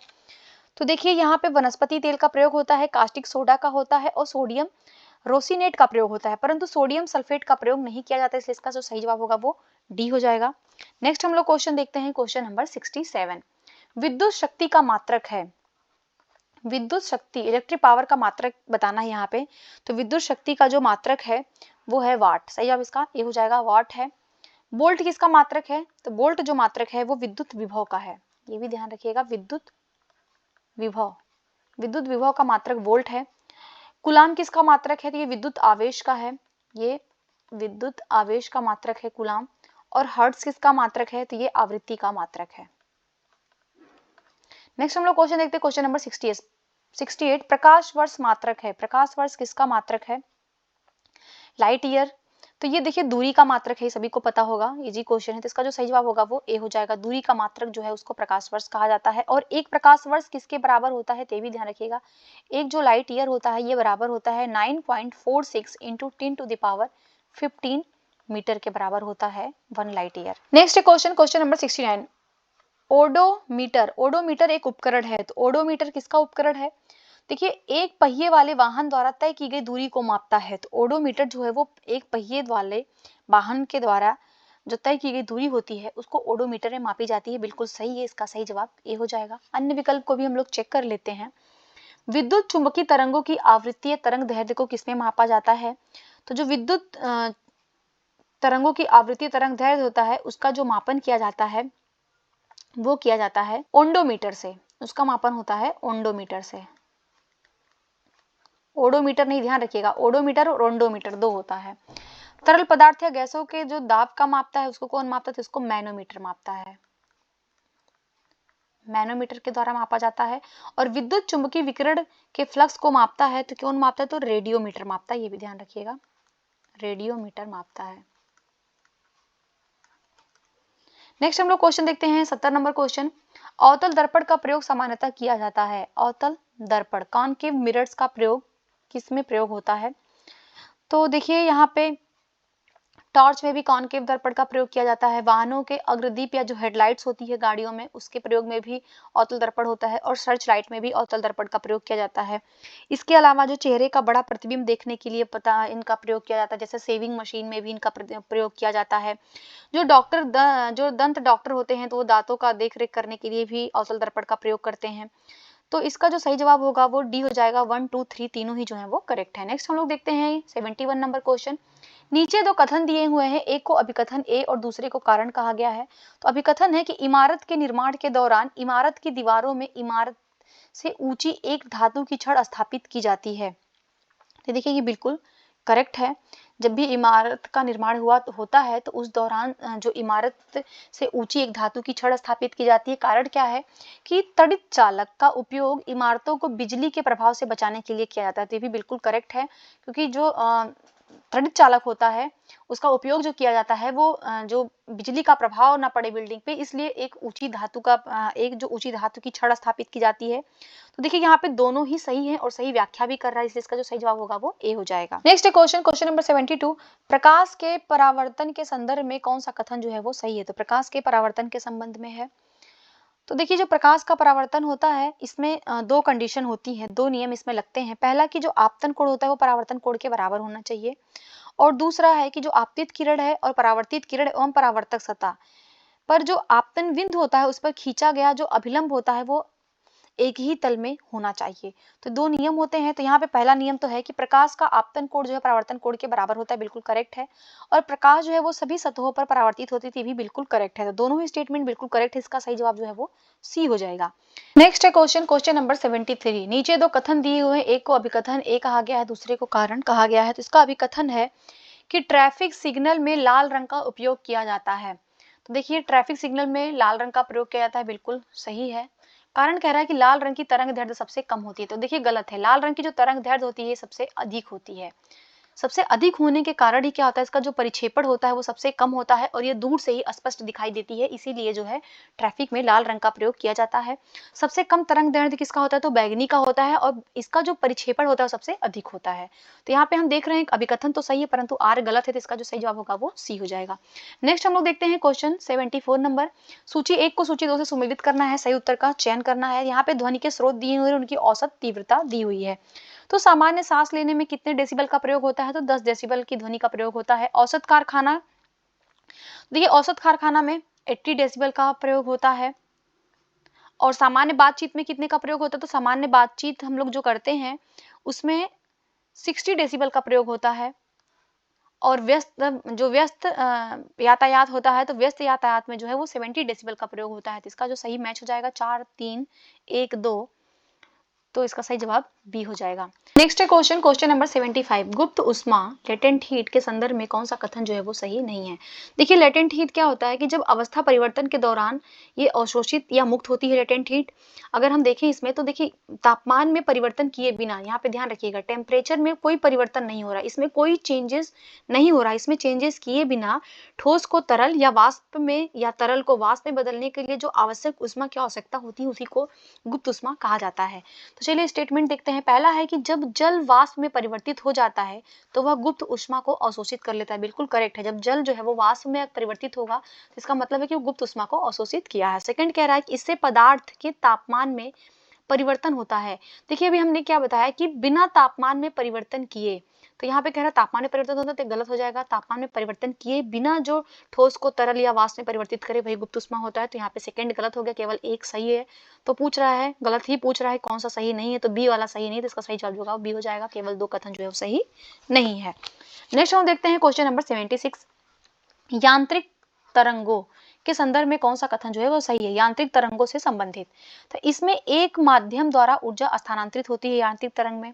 देखिए जो यांत्रिक तरंग होती है ये एक तरंग है जो पदार्थ के दोलन के द्वारा उत्पन्न होती है, इसलिए इसको एक माध्यम से जो उस ऊर्जा का क्या होता है, स्थानांतरण होता है। तो स्थानांतरण करती है, तो कह रहा है इसमें माध्यम द्वारा ऊर्जा का स्थानांतरण होता है। बिल्कुल करेक्ट है। यह या तो अनुप्रस्थ तरंगे या अनुदैर्ध्य तरंगे हो सकती हैं, तो ये भी बिल्कुल करेक्ट है। जो यांत्रिक तरंगे होती हैं या तो वो अनुप्रस्थ तरंगे होंगी या फिर वो जो है अनुदैर्ध्य तरंगे होगी। तो यहाँ पे दोनों ही स्टेटमेंट करेक्ट है, इसका सही जवाब जो है वो सी हो जाएगा। नेक्स्ट हम लोग क्वेश्चन देखते हैं, क्वेश्चन नंबर 77। निम्नलिखित में से किस विद्युत चुंबकीय तरंगों में अधिकतम ऊर्जा होती है? कौन सी विद्युत चुंबकीय तरंग है जिसमें मैक्सिमम एनर्जी होती है, मैक्सिमम बताना है? तो देखिए गामा किरणें, गामा किरणें में सबसे ज्यादा होती है, तो इसका जो सही जवाब होगा वो ए हो जाएगा। सबसे कम किसमें होती हैं? देखिए सबसे कम होती हैं रेडियो तरंगों में। सबसे कम जो होती हैं वो रेडियो वेव में होती हैं। रेडियो तरंगों के बाद से किस में होती हैं?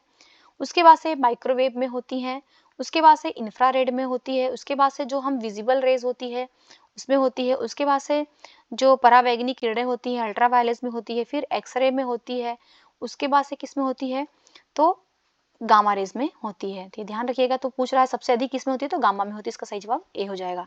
78 नंबर क्वेश्चन देखते हैं। निम्नलिखित कथनों पर विचार करना है और सही कथन बताना है। तो विद्युत जनरेटर, विद्युत, देखिए ऐसे क्वेश्चन जो एग्जाम में बार बार पूछे जाते हैं, ये ध्यान रखिएगा कि विद्युत जनरेटर जो है वो यांत्रिक ऊर्जा को विद्युत ऊर्जा में परिवर्तित करता है।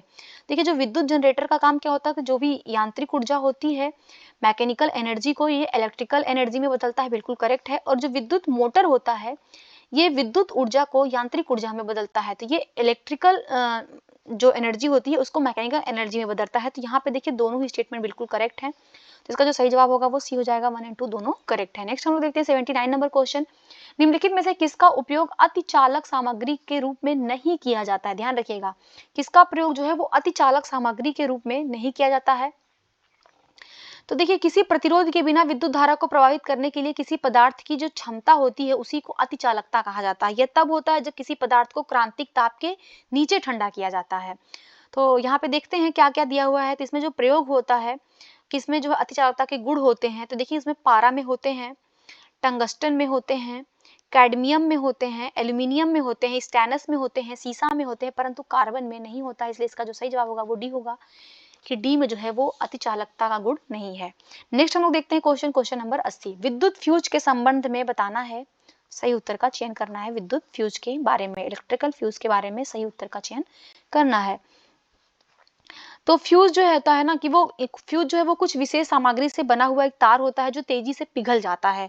मतलब कि जो इसका गलनांक होता है वो बहुत ही कम होता है। जैसे ही अगर इलेक्ट्रिसिटी बहुत तेज आती है तो ये तुरंत जो है पूरी बिजली को बचाने के लिए खुद ही जो है गल जाता है। तो इससे इलेक्ट्रिक की जो सप्लाई होती है वो रुक जाता है। इसी को जो है विद्युत फ्यूज कहा जाता है। तो इसमें हम लोग देख लेते हैं ऑप्शन, कह रहा है कि फ्यूज में प्रयुक्त तारों का गलनांक उच्च होता है। देखिए अभी हमने क्या बताया कि इसका गलनांक उच्च नहीं होता, इसका गलनांक जो है वो बहुत निम्न होता है, इसीलिए जो है निम्न होकर के तुरंत गल जाता है, जिससे इलेक्ट्रिसिटी सप्लाई रुक जाती है। सेकंड कह रहा है कि फ्यूज वाले परिपथ में माध्यम से सुरक्षित रूप से प्रवाहित होने वाली धारा की एक अधिकतम सीमा होती है। तो ये बिल्कुल करेक्ट है सेकंड वाला, फर्स्ट गलत है, तो इसका जो सही जवाब होगा वो हो जाएगा बी इसका सही जवाब। प्रथम केवल 2 जो है वो सही है। 81 नंबर क्वेश्चन देखते हैं, विद्युत चालकों का उपयोग किया जाता है। तो जो विद्युत चालक होते हैं इनका उपयोग किया जाता है।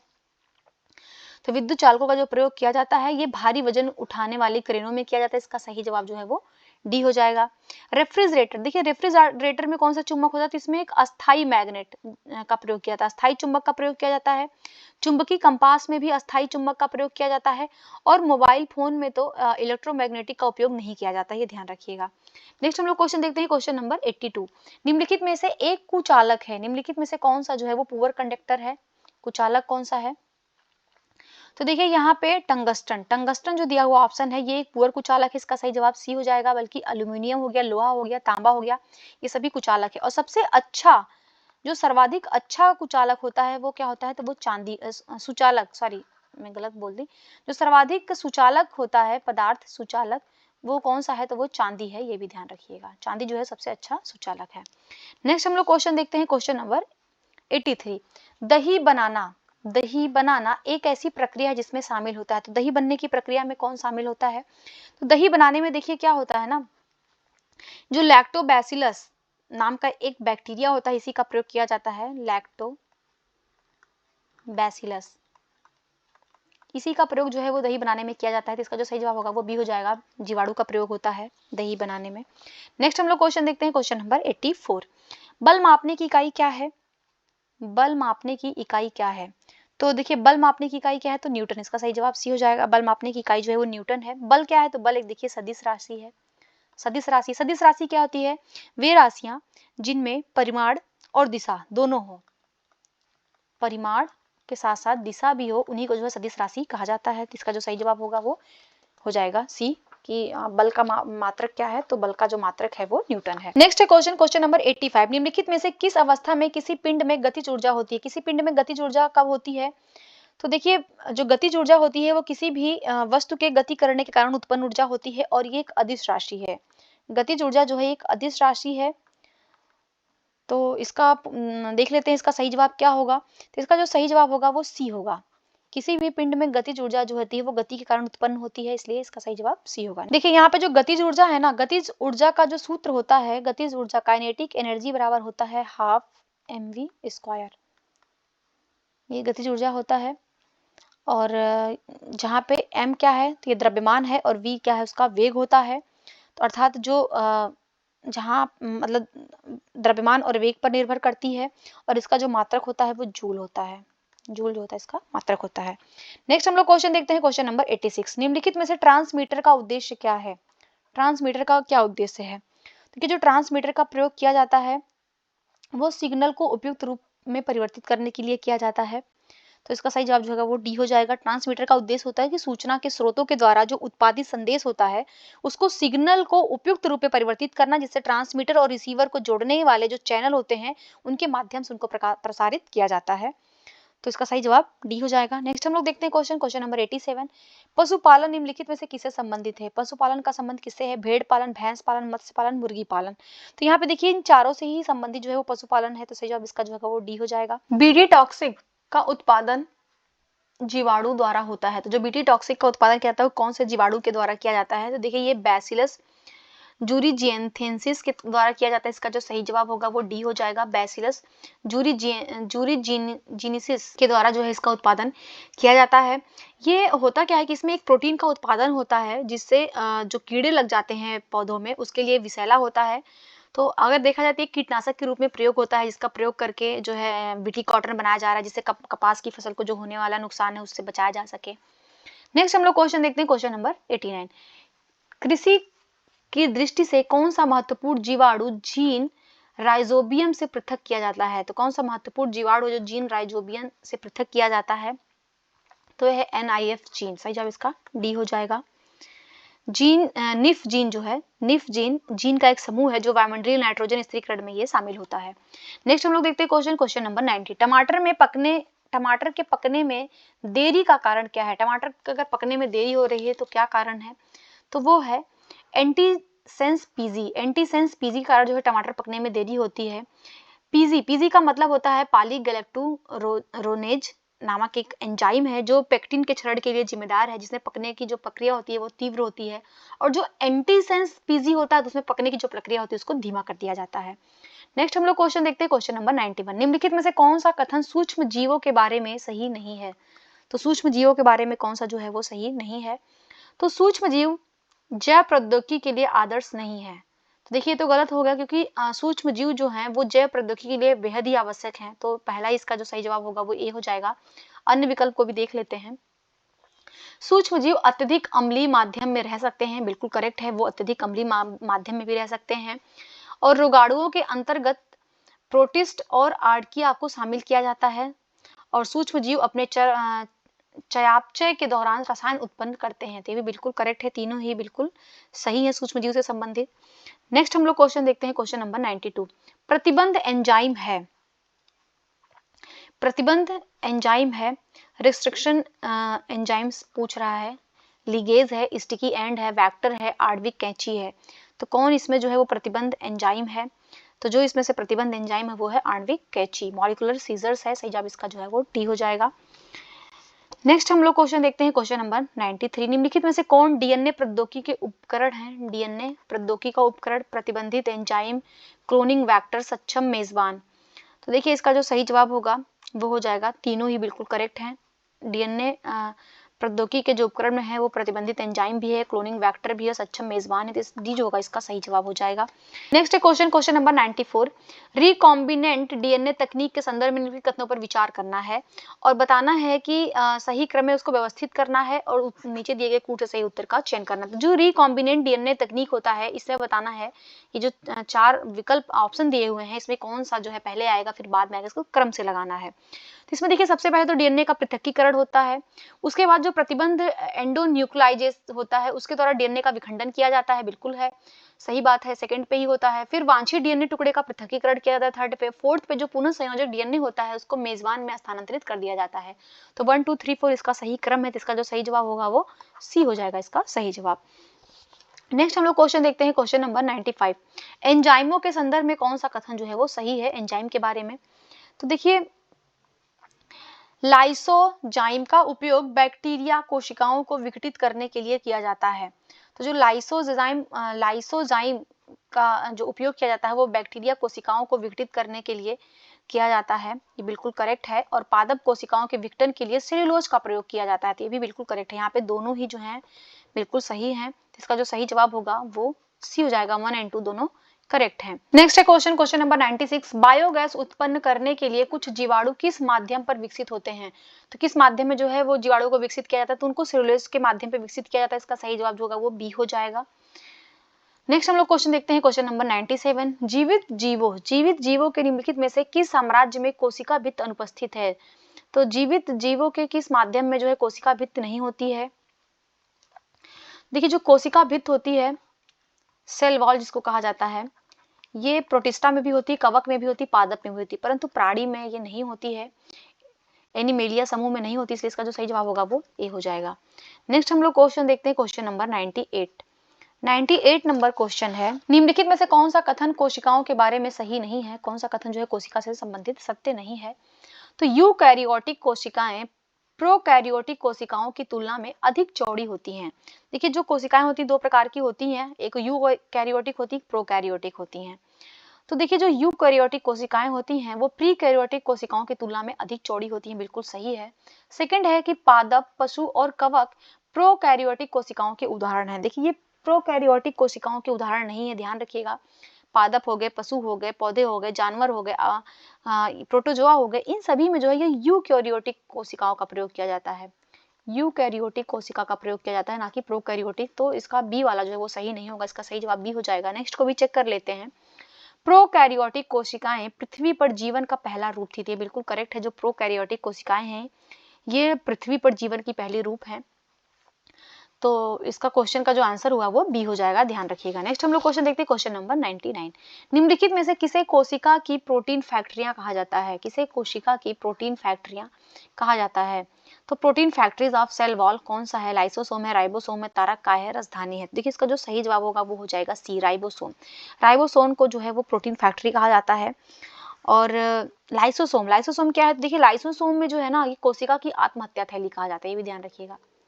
ये आत्महत्या थैली जो है वो लाइसोसोम को कहा जाता है। और तारक का जो है ये केवल जंतु कोशिका में ही मौजूद होता है, केवल जंतु कोशिका में मौजूद होता है तारक का, और ये केंद्रक के पास पाए जाते हैं। नेक्स्ट हम लोग क्वेश्चन देखते हैं, क्वेश्चन नंबर 100। कोशिका विभाजन के संदर्भ में कौन सा कथन सही है? कोशिका विभाजन के संदर्भ में पूछ रहा है। तो देखिए यहाँ पे पहला है कि समसूत्री विभाजन से उत्पन्न संतति कोशिकाओं को द्विगुणित कोशिकाएं कहा जाता है, जिनमें गुणसूत्रों के 2 पूर्ण समूह होते हैं। तो ये बिल्कुल करेक्ट है। जो समसूत्री विभाजन से जो उत्पन्न संतति होती है उसमें कोशिकाओं को द्विगुणित कोशिकाएं कहा जाता है, जिनका प्रयोग किया जाता है, और उनमें जो गुणसूत्र होते हैं उनके 2 पूर्ण समूह का प्रयोग होता है। सेकंड है अर्धसूत्री विभाजन, यह सुनिश्चित करता है कि मनुष्य में प्रत्येक पीढ़ी में गुणसूत्रों की संख्या समान होती है। भी बिल्कुल करेक्ट है, दोनों ही स्टेटमेंट बिल्कुल करेक्ट है। इसका जो सही जवाब होगा वो बी हो जाएगा, इसका सही जवाब। नेक्स्ट है क्वेश्चन, क्वेश्चन नंबर 101। पादप जगत के निम्नलिखित में से किस उप समूह में अनावृत बीज होते हैं? तो अनावृत बीज किस समूह में होते हैं? तो ये होते हैं जिम्नोस्पर्म में। इसका सही जवाब जो है वो डी हो जाएगा, जिम्नोस्पर्म में होते हैं। ये जो है वो टेरिडोफाइट से बेहतर होते हैं क्योंकि ये बीज देने वाले पौधे होते हैं। नेक्स्ट हम लोग देखते हैं क्वेश्चन, क्वेश्चन नंबर 102। पादपों में मौजूद जटिल अस्थायी ऊतकों के संदर्भ में निम्न कथनों पर विचार करना है। तो देखिए पहला है कि जाइलम जो है, जाइलम ये पादपों के जो ऊतक हैं, जाइलम है पानी को जड़ों से तनों और पत्तियों तक पहुंचाता है। तो बिल्कुल सही है, जाइलम जो है वो पानी को जड़ों से तने तक पहुंचाता है। और फ्लोएम जो होता है ये भोजन को पत्तियों से जड़ों और तनों तक पहुंचाने का काम करता है। तो जाइलम जल पहुंचाता है, फ्लोएम भोजन पहुंचाता है। तो दोनों ही स्टेटमेंट बिल्कुल करेक्ट है। तो इसका जो सही जवाब होगा वो बी हो जाएगा, 1 और 2 दोनों करेक्ट हैं। नेक्स्ट देखते हैं 103 नंबर क्वेश्चन। निम्नलिखित में से किस पादप हार्मोन का उपयोग बीजों और कलियों में अंकुरण विधियों को रोकने के लिए किया जाता है? तो अंकुरण विधियों को रोकने के लिए किसका प्रयोग किया जाता है? देखिए यहाँ पे जो एब्सिसिक अम्ल है इसका प्रयोग जो है वो कलियों में अंकुरण को रोकने के लिए किया जाता है। इसका सही जवाब जो होगा वो ए हो जाएगा। ऑक्सीन, ऑक्सीन का प्रयोग किसके लिए होता है? ये जो पौधों में फूल आते हैं तो ये फूल को बढ़ावा देने के लिए ऑक्सीन का प्रयोग किया जाता है। जिबेरलिंस का प्रयोग किसमें किया जाता है? तो जिबेरलिंस होता है वो फलों के पकने में देरी कर सकता है, और जो उसका भंडारण होता है उसको जो है नियंत्रित करने का काम जो है वो जिबेरलिंस कहता है। एथिलीन जो है वो फलों को पकाने के लिए प्रयोग किया जाता है। एथिलीन का प्रयोग जो है वो फलों को तेजी से पकाने के लिए इसका प्रयोग किया जाता है, और ये क्या करता है, पकाने के दौरान जो श्वसन दर होती है उसको बढ़ा देता है। तो बढ़ाता है इसलिए जो फल जल्दी पक जाते हैं। नेक्स्ट हम लोग क्वेश्चन देखते हैं 104 नंबर क्वेश्चन। निम्नलिखित में से कौन सा पादप रोग पौधों में कवक रोग जनक के कारण होता है? तो कवक रोग जनक के कारण कौन सा रोग होता है? तो जंग संक्रमण होता है। इसका जो सही जवाब होगा वो डी हो जाएगा, कवक के कारण जो है वो जंग संक्रमण होता है। नेक्स्ट हम लोग क्वेश्चन देखते हैं, क्वेश्चन नंबर 105। 105 नंबर क्वेश्चन है, यह प्रकाश ऊर्जा को रासायनिक ऊर्जा में परिवर्तित करने के लिए पौधों और अन्य जीवों द्वारा उपयोग की जाने वाली प्रक्रिया, इस प्रक्रिया को किस रूप में जाना जाता है? देखिए प्रकाश ऊर्जा को रासायनिक ऊर्जा में बदल रहा है। यहाँ पे किसकी बात किया जा रहा है? तो यहाँ पे प्रकाश संश्लेषण की बात किया जा रहा है। इसका सही जवाब जो है वो सी हो जाएगा। नेक्स्ट हम लोग देखते हैं क्वेश्चन, क्वेश्चन नंबर 106। मानव पाचन तंत्र में शामिल निम्नलिखित प्रक्रियाओं पर विचार कीजिए, उनको सही क्रम में व्यवस्थित करना है। पाचन तंत्र किससे संबंधित है? देखिए सबसे पहले पाचन तंत्र में क्या होता है? तो अंतर्ग्रहण होता है, भोजन को अंतर्ग्रहण करते हैं। उसके बाद से क्या करते हैं? उसके बाद से जो है वो पाचन होता है 2 पे। थर्ड पे क्या होता है? थर्ड पे उसका अवशोषण होता है। फिर क्या होता है? अवशोषण के बाद उसका स्वांगीकरण होता है, उसके बाद से उसका निष्कासन होता है। तो इसको क्रम में लगाएंगे तो 1 4 3 2। तो इसका जो सही जवाब होगा वो डी हो जाएगा, इसका सही जवाब। नेक्स्ट है क्वेश्चन, क्वेश्चन नंबर 107। मानव शरीर की छोटी आंत स्मॉल इंटेस्टाइन के बारे में बताना है, कौन सा स्टेटमेंट जो है वो करेक्ट नहीं है? तो पहला है कि यह यकृत और अग्नाशय से स्राव प्राप्त करता है। तो बिल्कुल सही है। और सेकंड है यहीं पर पोषक तत्वों को पचाने की अधिकांश क्रिया होती है। तो भी बिल्कुल करेक्ट है, यहाँ पे जो है अधिकांश भोजन यहीं पर खाया जाता है। और थर्ड है कि यह अत्यधिक कुंडलित होती है और लगभग 7.5 मीटर लंबी होती है। भी बिल्कुल करेक्ट है। जो छोटी आंत होती है वो अत्यधिक कुंडलित होती है और ये 7.5 मीटर लंबी होती है। और डी है कि यह पित्त रस का स्रावण करता है जो पित्ताशय नामक थैली में जमा होता है। तो देखिए गलत है, क्योंकि जो पित्त रस का स्रावण होता है ये लीवर से होता है, ये लीवर से होता है, यकृत से होता है, ना कि छोटी आंत से होता है। तो इसलिए जो है डी वाला गलत हो जाएगा। इसका सही जवाब जो है वो डी हो जाएगा। नेक्स्ट है क्वेश्चन नंबर 108। निम्नलिखित में से कौन हृदय से रक्त को मानव शरीर के विभिन्न भागों तक ले जाता है? देखिए जो मानव शरीर में जो रक्त का आवाजाही होता है वो दो तरीके से होता है।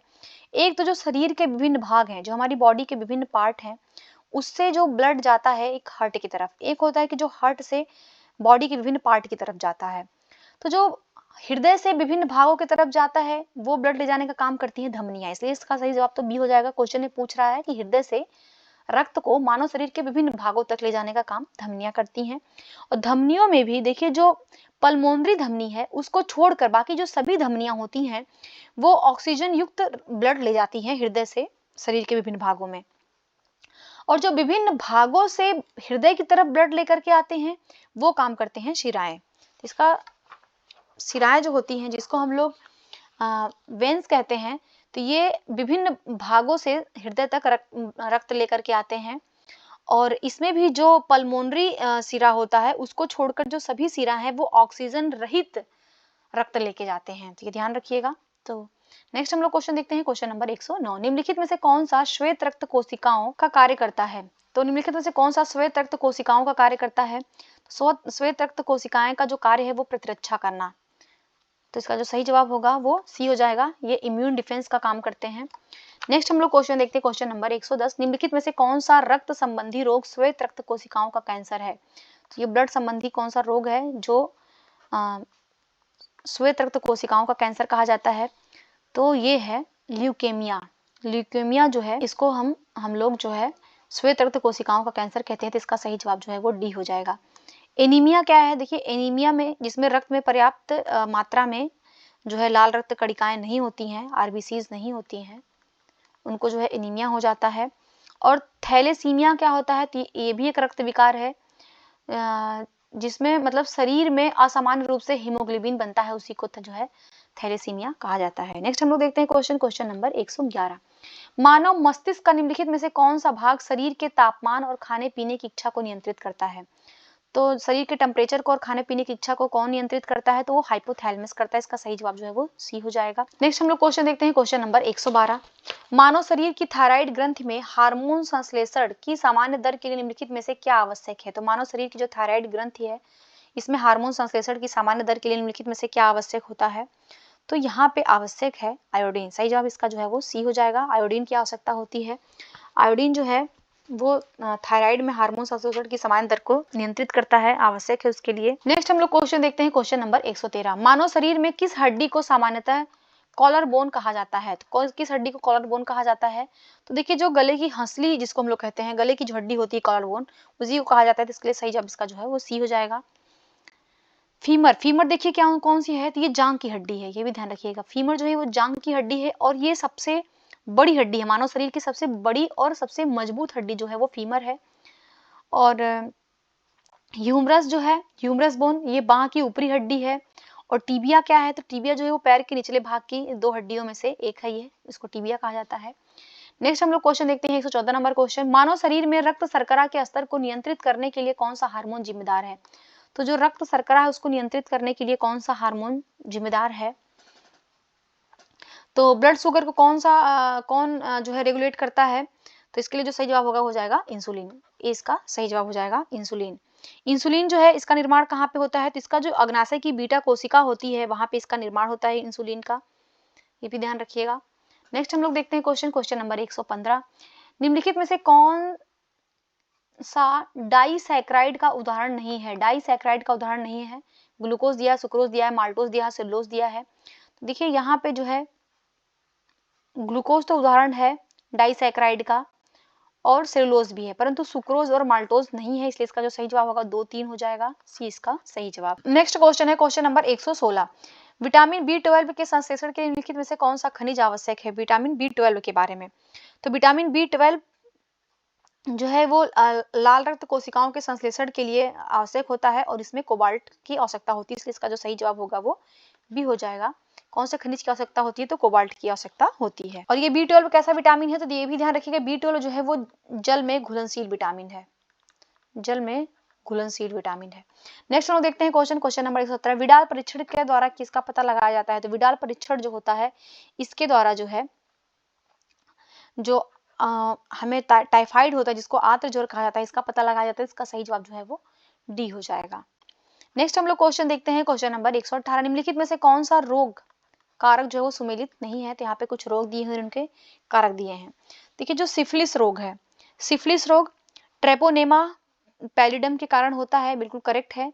इन्फ्लुएंजा जो होता है ये आर्थोमेक्सो वायरस के कारण होता है, बिल्कुल सही सुमेलित है। चिकन पॉक्स जो होता है, चिकन पॉक्स होता है ये वेरियोला वायरस के कारण नहीं होता है, ध्यान रखिएगा। ये वेरिसेला वायरस के कारण होता है, योला नहीं होगा यहाँ पे, वेरिसोला, छोटा सा एकदम गलती है, ध्यान रखिएगा। वेरिसोला वायरस के कारण नहीं होता है, तो इसका जो सही जवाब होगा वो सी हो जाएगा। एड्स जो होता है वो ह्यूमन इम्यूनोडिफिशियंसी वायरस के कारण होता है, ये भी बिल्कुल करेक्ट है। नेक्स्ट हम लोग क्वेश्चन देखते हैं क्वेश्चन नंबर 119। वात स्फीति एक विकार है, तो वात स्फीति किसका विकार है? तो ये श्वसन तंत्र का विकार है, इसका सही जवाब जो है वो बी हो जाएगा।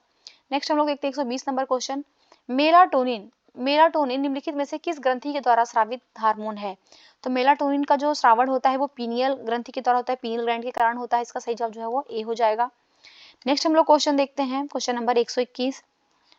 जब किसी पुरुष में बढ़े हुए स्तन, शरीर पर कम बाल, मानसिक मंदता और जनन अक्षमता की स्थिति होती है तो उसको कौन सा रोग होता है? तो देखिए उसको कहा जाता है क्लाइनर फेल्टर सिंड्रोम, इसका सही जवाब जो है वो बी हो जाएगा, क्लाइनफेल्टर सिंड्रोम। इसके कारण जो होता है वो किसी भी पुरुष में बढ़े हुए स्तन हो जाते हैं, शरीर पर कम बाल होता है, मानसिक मंदता होती है और जनन अक्षमता की स्थिति होती है।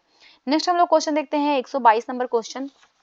एस्परगिलस नाइगर, एस्परगिलस नाइगर एक सूक्ष्म जीव है जिसका उपयोग किया जाता है, तो इसका जो उपयोग किया जाता है वो सिट्रिक अम्ल के उत्पादन में किया जाता है, इसका सही जवाब जो है सी हो जाएगा। देखिए जो लैक्टिक अम्ल के उत्पादन में किसका प्रयोग होता है? तो इसमें लैक्टोबैसिलस का प्रयोग किया जाता है, इसमें जो है वो लैक्टोबैसिलस इसमें लैक्टोबैसिलस का प्रयोग किया जाता है। और एसिटिक अम्ल के उत्पादन में एसिटोबैक्टर, इसमें एसिटोबैक्टर का प्रयोग होता है। और ब्यूट्रिक अम्ल के उत्पादन में किसका प्रयोग होता है? तो इसमें जो होता है क्लोस्ट्रिडियम ब्यूटाइलिकम का प्रयोग होता है। नेक्स्ट हम लोग देखते हैं क्वेश्चन नंबर 123। लाइकेन जो है वो सहजीवी संबंध बनाता है, तो लाइकेन जो सहजीवी संबंध बनाता है किसके साथ बनाता है? तो कवक और शैवाल के बीच का होता है, सही जवाब इसका बी हो जाएगा। लाइकेन जो है वो कवक और शैवाल के बीच संबंध बनाता है। नेक्स्ट हम लोग देखते हैं 124 नंबर क्वेश्चन। पादप ऊतकों के संदर्भ में कौन सा कथन जो है वो सही है? कोलेनकाइमा, जिसको स्थूल कोढ़ कहा जाता है, ऊतकों में मोटी कोशिका भित्ति वाली जीवित कोशिकाएं होती हैं और तन्यता शक्ति प्रदान करती हैं, तो ये बिल्कुल करेक्ट है। पादप ऊतकों में जो कोलेनकाइमा होता है ये ऊतकों में मोटी कोशिका भित्ति वाली जीवित कोशिकाएं होती हैं और इसको तन्यता प्रदान करती हैं, ये स्ट्रेंथन के लिए ये स्ट्रेंथन उसको करती हैं। और सेकंड है कि पैरेनकाइमा ऊतक मृत कोशिकाओं से बने होते हैं और यांत्रिक ऊतकों के रूप में कार्य करते हैं। देखिए यहाँ पे जो पैरेनकाइमा होता है ये मृत कोशिकाओं में नहीं बल्कि ये जीवित कोशिकाएं ये होती हैं और ये यांत्रिक ऊतकों के रूप में कार्य करती थी, इसलिए सेकंड वाला तो गलत हो गया, केवल फर्स्ट वाला सही था, इसका जो सही जवाब होगा वो ए हो जाएगा। नेक्स्ट हम लोग क्वेश्चन देखते हैं क्वेश्चन नंबर 125 नंबर क्वेश्चन। निम्नलिखित में से कौन से कथन जो है वो सही सुमेलित नहीं है? यहाँ पे विटामिन दिए, उनके रासायनिक नाम दिए हैं। तो B3 का रासायनिक नाम क्या है? तो B3 का जो रासायनिक नाम है वो नियासिन है, बिल्कुल सही सुमेलित है। B6 का क्या नाम है रासायनिक नाम? तो ये है पायरिडोक्सिन, ये बिल्कुल करेक्ट है। और विटामिन डी का क्या नाम है? तो विटामिन डी का नाम है कैल्सीफेरॉल। विटामिन डी का क्या नाम है? यहाँ पे देख लीजिए, विटामिन डी का नाम है कैल्सीफेरॉल नाम है। टोकोफेरॉल किसका नाम है? तो टोकोफेरॉल जो नाम है वो विटामिन ई का नाम है, टोकोफेरॉल। और विटामिन के का क्या नाम है? तो विटामिन के का नाम है फिलोक्यूनान, तो ये बिल्कुल सही है। तो क्वेश्चन पूछ रहा है कौन सुमेलित नहीं है, तो सी वाला सुमेलित नहीं है, तो सही जवाब इसका सी हो जाएगा। 126 नंबर क्वेश्चन देखते हैं। निम्नलिखित में से कौन सा लिपिड के संश्लेषण का प्रमुख स्थल है? तो लिपिड के संश्लेषण का प्रमुख स्थल कौन है? तो देखिए अंतःप्रद्रव्य जालिका जो एंडोप्लाज्मिक रेटिकुलम होता है, तो ये लिपिड के संश्लेषण का प्रमुख स्थल है, इसलिए इसका सही जवाब जो है वो ए हो जाएगा। नेक्स्ट हम लोग क्वेश्चन देखते हैं, क्वेश्चन नंबर 127। 127 नंबर क्वेश्चन है, पादप संघ के उभयचर हैं। पादप संघ के उभयचर क्या है? तो ब्रायोफाइट्स हैं। सही जवाब इसका बी हो जाएगा। नेक्स्ट हम लोग देखते हैं क्वेश्चन नंबर 128। निम्नलिखित में से कौन सा कथन जो है वो सही नहीं है? यूरेसिल आरएनए में मौजूद क्षारों में से एक है। ये बिल्कुल करेक्ट है। यूरेसिल जो है वो आरएनए में मौजूद क्षारों में से एक है और डीएनए का आधार युग्मन एडेनिन, थाइमिन तथा ग्वानिन, साइटोसिन होते हैं। ये भी बिल्कुल करेक्ट है। और कोरोना वायरस में आनुवांशिक पदार्थ के रूप में आरएनए का प्रयोग होता है। ये भी बिल्कुल सही है, आरएनए होता है उसमें। और डीएनए में आरएनए की तुलना में न्यूक्लियोटाइड की एक छोटी श्रृंखला होती है। देखिए इसमें एक छोटी श्रृंखला नहीं होती बल्कि इसमें एक लंबी श्रृंखला होती है। इसमें जो है एक लंबी श्रृंखला होती है, इसलिए सही जवाब इसका डी हो जाएगा। डी वाला जो है वो सही नहीं है। नेक्स्ट हम देखते हैं क्वेश्चन नंबर 129। रासायनिक उर्वरकों के संदर्भ में कौन सा कथन जो है वो सही है रासायनिक उर्वरक के बारे में? तो अमोनिया का उत्पादन प्राकृतिक गैस से होता है, बिल्कुल करेक्ट है। और सल्फर तेल शोधन प्रक्रिया का एक उप उत्पाद है, ये भी बिल्कुल करेक्ट है। दोनों ही बिल्कुल सही, इसका सही जवाब जो है वो डी हो जाएगा। 1 और 2 दोनों करेक्ट हैं। नेक्स्ट देखते हैं 130 नंबर क्वेश्चन। निम्नलिखित में से कौन सा रोग विषाणु वायरस के कारण नहीं होता है? तो वायरस के कारण कौन सा रोग नहीं होता है? देखिए पोलियो तो वायरस के कारण होता है। कौन सा है? तो इसमें देखिए इसका जो कारण है वो है पोलियो वायरस के कारण होता है। डेंगू भी किससे होता है? तो ये भी विषाणु के कारण होता है। वायरस के कारण कौन सा वायरस होता है? तो फ्लेवी वायरस होता है। इसमें फ्लेवी वायरस होता है। और तपेदिक रोग किससे होता है? तो ये जो है ये बैक्टीरिया के कारण होता है। और इसमें माइक्रोबैक्टीरियम ट्यूबरकुलोसिस, जिसको टीबी कहा जाता है, ये होता है। तो इसका जो सही जवाब होगा वो सी हो जाएगा, क्योंकि ये जो है बैक्टीरिया के कारण हो रहा है, ना कि वायरस के कारण होता है। और खुर पका और मुंह पका जो रोग होता है, ये पिकोरना वायरस के कारण होता है, खुर पका और मुंह पका रोग। नेक्स्ट हम लोग देखते हैं क्वेश्चन नंबर 131। निम्नलिखित में से कौन सा रोग सीसी मक्खियों के द्वारा फैलता है? तो सीसी मक्खियों के द्वारा कौन सा रोग होता है? तो निद्रा रोग जो होता है वो सीसी मक्खियों के द्वारा होता है। इसका सही जवाब डी हो जाएगा। 132 नंबर क्वेश्चन देखते हैं। माँ के दूध में किस प्रकार का एंटीबॉडी पाया जाता है? तो माँ के दूध में किस प्रकार का एंटीबॉडी पाया जाता है? तो इसमें IgA पाया जाता है। इसका सही जवाब जो है वो बी हो जाएगा। 133 नंबर क्वेश्चन देखते हैं। निम्नलिखित में से कौन सा विटामिन वसा में घुलनशील नहीं है? तो वसा में घुलनशील विटामिन कौन सा नहीं है? देखिए इसमें जो है वसा में घुलनशील विटामिन नहीं है वो है विटामिन बी। सही जवाब हो जाएगा सी, विटामिन बी। मैंने पीछे भी देखा, विटामिन बी जो है ये पानी में घुलनशील विटामिन है। इसके अलावा विटामिन ए, विटामिन के, विटामिन ई और विटामिन डी, ये सभी जो है ये वसा में घुलनशील विटामिन होते हैं। विटामिन शब्द जो है इसका खोज किसने किया था? ये भी ध्यान रखिएगा। विटामिन की जो खोज किया था वो किया था हॉपकिंस ने। सर FG हॉपकिंस ने जो है इसकी खोज किया था विटामिन की। और विटामिन जो शब्द है ये किसने दिया था? तो ये भी देखिएगा, ये शब्द जो दिया था वो फंक ने दिया था। विटामिन शब्द फंक ने दिया था, खोज किया था हॉपकिंस ने। नेक्स्ट है question number 134। Live attenuated vaccine निम्नलिखित में से किस बीमारी से सुरक्षा प्रदान नहीं करता है? Live attenuated vaccine. तो देखिए रोटा वायरस, खसरा और कंठमाला, इन तीनों में ही जो है वो लाइव एटेनुएटेड वैक्सीन का प्रयोग किया जाता है, परंतु टिटनस में इसका प्रयोग नहीं होता। इसलिए इसका सही जवाब ये हो जाएगा, टिटनस में नहीं होता। टिटनस में बचाव के लिए टॉक्सोइड वैक्सीन का प्रयोग किया जाता है। टॉक्सोइड वैक्सीन का प्रयोग जो है टिटनस के बचाव के लिए किया जाता है। नेक्स्ट हम लोग क्वेश्चन देखते हैं 135 नंबर क्वेश्चन। निम्नलिखित में से कौन सा वास्तविक में फल नहीं है? आम है, कीवी है, ब्लूबेरी है, स्ट्रॉबेरी, कौन सा इसमें जो है फ्रूट नहीं है? तो देखिए जो स्ट्रॉबेरी है ना ये फ्रूट नहीं है। इसका जो सही जवाब होगा वो डी हो जाएगा। स्ट्रॉबेरी जो है वो फ्रूट नहीं है, बाकी आम, ब्लूबेरी, कीवी ये सभी जो है वो फल हैं। Next question number 136। निम्नलिखित में से कौन सा पशु कोशिका में मौजूद होता है?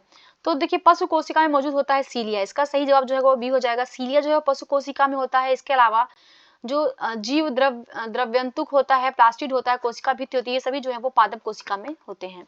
नेक्स्ट है क्वेश्चन नंबर 137। जैव निम्नीकरणीय अपशिष्ट के प्रसंस्करण के लिए निसर्गुणा तकनीक विकसित की गई है। तो जो निसर्गुणा तकनीक विकसित किया गया है इसको भाभा परमाणु अनुसंधान केंद्र बार्क के द्वारा विकसित किया गया। इसका सही जवाब बी हो जाएगा। और इसका जो इसका विकास किया गया है। जो रसोई घर के कचरे हैं, माल नगर पालिका के ठोस कचरे हैं, बूचड़खाने के कचरे हैं, फल उद्योग के कचरे हैं, इन सभी का जो बायोडिग्रेडेबल करने के लिए इसका डेवलपमेंट किया गया है। नेक्स्ट क्वेश्चन देखते हैं 138 नंबर क्वेश्चन। हाइड्रोजन ईंधन सेल, हाइड्रोजन ईंधन सेल एक उपकरण है जो परिवर्तित करता है। तो हाइड्रोजन ईंधन सेल जो है वो रासायनिक ऊर्जा को विद्युत ऊर्जा में बदलता है, रासायनिक ऊर्जा को विद्युत ऊर्जा में बदलता है। इसका सही जवाब जो है वो ए हो जाएगा। नेक्स्ट है क्वेश्चन, क्वेश्चन नंबर 139। ब्लॉकचेन प्रौद्योगिकी के संदर्भ में निम्नलिखित में से कौन सा कथन जो है वो सही है।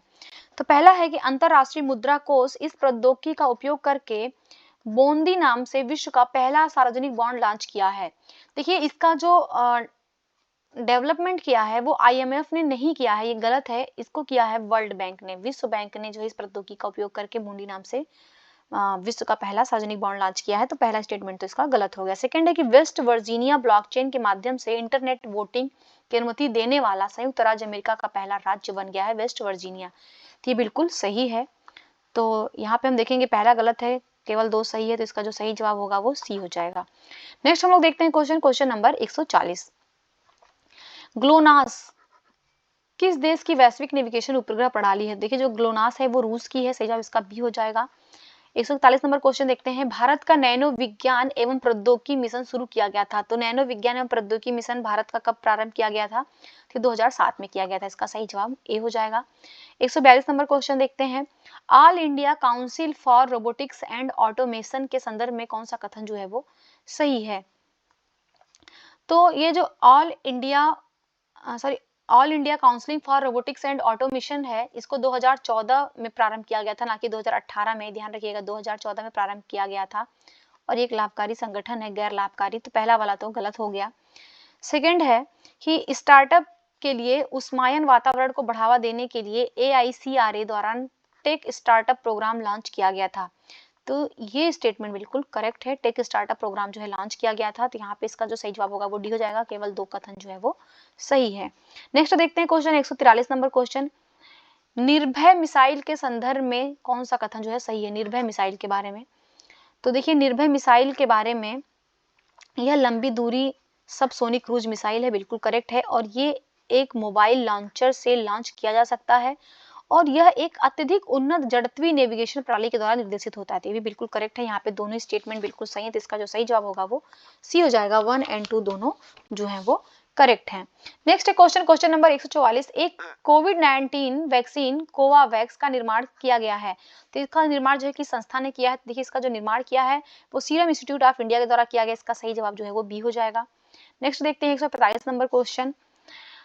आरोरा के विषय में निम्नलिखित कथनों पर विचार करना है और सही उत्तर का चयन करना है। आरोरा, तो देखिए आरोरा जो है ये प्रकाशीय घटनाएं हैं। आरोरा जो पृथ्वी के उत्तरी और दक्षिणी ध्रुव के समीप घटती है, बिल्कुल सही है। और ये पृथ्वी के चुंबकीय क्षेत्र तथा वायुमंडल के साथ सूर्य के आवेशित कणों की परस्पर क्रिया के कारण होता है। ये भी बिल्कुल करेक्ट है। तो दोनों ही सही। इसका जो सही जवाब होगा वो सी हो जाएगा। नेक्स्ट देखते हैं 146 नंबर क्वेश्चन। निम्नलिखित में से कौन सा जो युग्म है वो सुमेलित नहीं है। तो कुडनकुलम जो है, जो परमाणु ऊर्जा संयंत्र है कुडनकुलम, ये कहाँ पे है। तो कुडनकुलम जो है, तो कुडनकुलम कहाँ पे है। तो ये तमिलनाडु में, बिल्कुल सही है। काकरापार कहाँ पे है। तो काकरापार जो है ये गुजरात में है, बिल्कुल करेक्ट है। नरोरा कहाँ पे है। तो नरोरा उत्तर प्रदेश में, बिल्कुल करेक्ट है। कैगा कहाँ पे है। तो कैगा देखिए कर्नाटक में है, ना कि ये महाराष्ट्र में है। तो ध्यान रखिएगा ये कर्नाटक में है। तो पूछ रहा है कौन सा सुमेलित नहीं है, तो डी वाला सुमेलित नहीं है। इसका सही जवाब डी हो जाएगा। नेक्स्ट हम लोग क्वेश्चन देखते हैं, क्वेश्चन नंबर 147। निम्नलिखित में से किसे राष्ट्रीय प्रौद्योगिकी दिवस के रूप में जाना जाता है। तो राष्ट्रीय प्रौद्योगिकी दिवस कब मनाया जाता है। तो राष्ट्रीय प्रौद्योगिकी दिवस 11 मई को मनाया जाता है। इसका सही जवाब ये हो जाएगा। और जो हमारा 11 मई 1998 को, 11 मई 1998 को जो पोखरण में वो परमाणु परीक्षण हुआ था, उसी की याद दिलाने के लिए इसको मनाया जाता है। नेक्स्ट है क्वेश्चन, क्वेश्चन नंबर 48। निम्नलिखित में से कौन सी किरणें और खोजकर्ता जो है वो सही सुमेलित नहीं है। तो यहाँ पे इंफ्रारेड, इंफ्रारेड की खोज किसने किया था। तो इंफ्रारेड की जो खोज किया था वो FW हर्सेल ने किया था, बिल्कुल करेक्ट है। एक्सरे की खोज जो किया था WC रॉन्टजन ने किया था, ये बिल्कुल करेक्ट है। और परावैंगनिक किरणों की जो खोज किया था वो JW रिटर ने किया था, ये भी बिल्कुल करेक्ट है। परंतु जो गामा किरण है इसकी खोज HR हर्ट्ज ने कहीं नहीं किया था। HR हर्ट्ज, देखिए जो HR हर्ट्ज हैं इन्होंने रेडियो तरंगों की खोज किया था, ये भी ध्यान रखिएगा। इन्होंने जो है ये रेडियो तरंगों की खोज किया था। और गामा किरणों की खोज किया था पॉल विलार्ड ने, पॉल विलार्ड ने जो है वो गामा किरणों की खोज किया था। नेक्स्ट हम लोग क्वेश्चन देखते हैं, क्वेश्चन नंबर 149। निम्नलिखित में से कौन सा पूर्ण आंतरिक परावर्तन का उदाहरण नहीं है? टोटल इंटरनल रिफ्लेक्शन का उदाहरण कौन सा नहीं है? देखिए, मृग मरीचिका ये है, ऑप्टिकल फाइबर संचार ये भी है, तारों का प्रकाश, देखिए जो तारों का प्रकाश है ये जो है ये अपवर्तन के कारण होता है, ये ध्यान रखिएगा, ये अपवर्तन के कारण होता है, ना कि टोटल इंटरनल रिफ्लेक्शन के कारण होता है, ये अपवर्तन के कारण होता है। तो इसका सही जवाब तो सी हो जाएगा। और हीरे का चमकना भी जो है वो टोटल इंटरनल रिफ्लेक्शन के कारण होता है। नेक्स्ट क्वेश्चन है 150 नंबर क्वेश्चन, ये टेस्ट का लास्ट क्वेश्चन है। हाइपरमेट्रोपिया को एक उपयोग करके ठीक किया जाता है। तो इसका हाइपर जो मेट्रोपिया है इसका उपयोग करके उत्तल लेंस या जिसको दूरदृष्टि दोष, हाइपरमेट्रोपिया जिसको दूरदृष्टि दोष होता है, दूरदृष्टि दोष। देखिए, दूरदृष्टि दोष में क्या होता है ना, व्यक्ति को दूर की चीजें तो स्पष्ट रूप से दिखाई देती हैं परंतु पास की चीजें दिखाई नहीं देती हैं। इसके लिए जो लेंस का प्रयोग किया जाता है, उत्तल लेंस का प्रयोग किया जाता है, इसका सही जवाब जो है वो ए हो जाएगा। इसी के साथ देखिए ये टेस्ट पेपर समाप्त होता है। मिलेंगे अपने नेक्स्ट टेस्ट में। अगर आपको मेरी वीडियोस अच्छी लग रही है तो प्लीज प्लीज मेरे चैनल को सब्सक्राइब करिए, मेरी वीडियोस को लाइक करिए और ज़्यादा से ज़्यादा इसको फ्रेंड्स लोगों में शेयर करिए। देखने के लिए आप लोगों का बहुत बहुत धन्यवाद।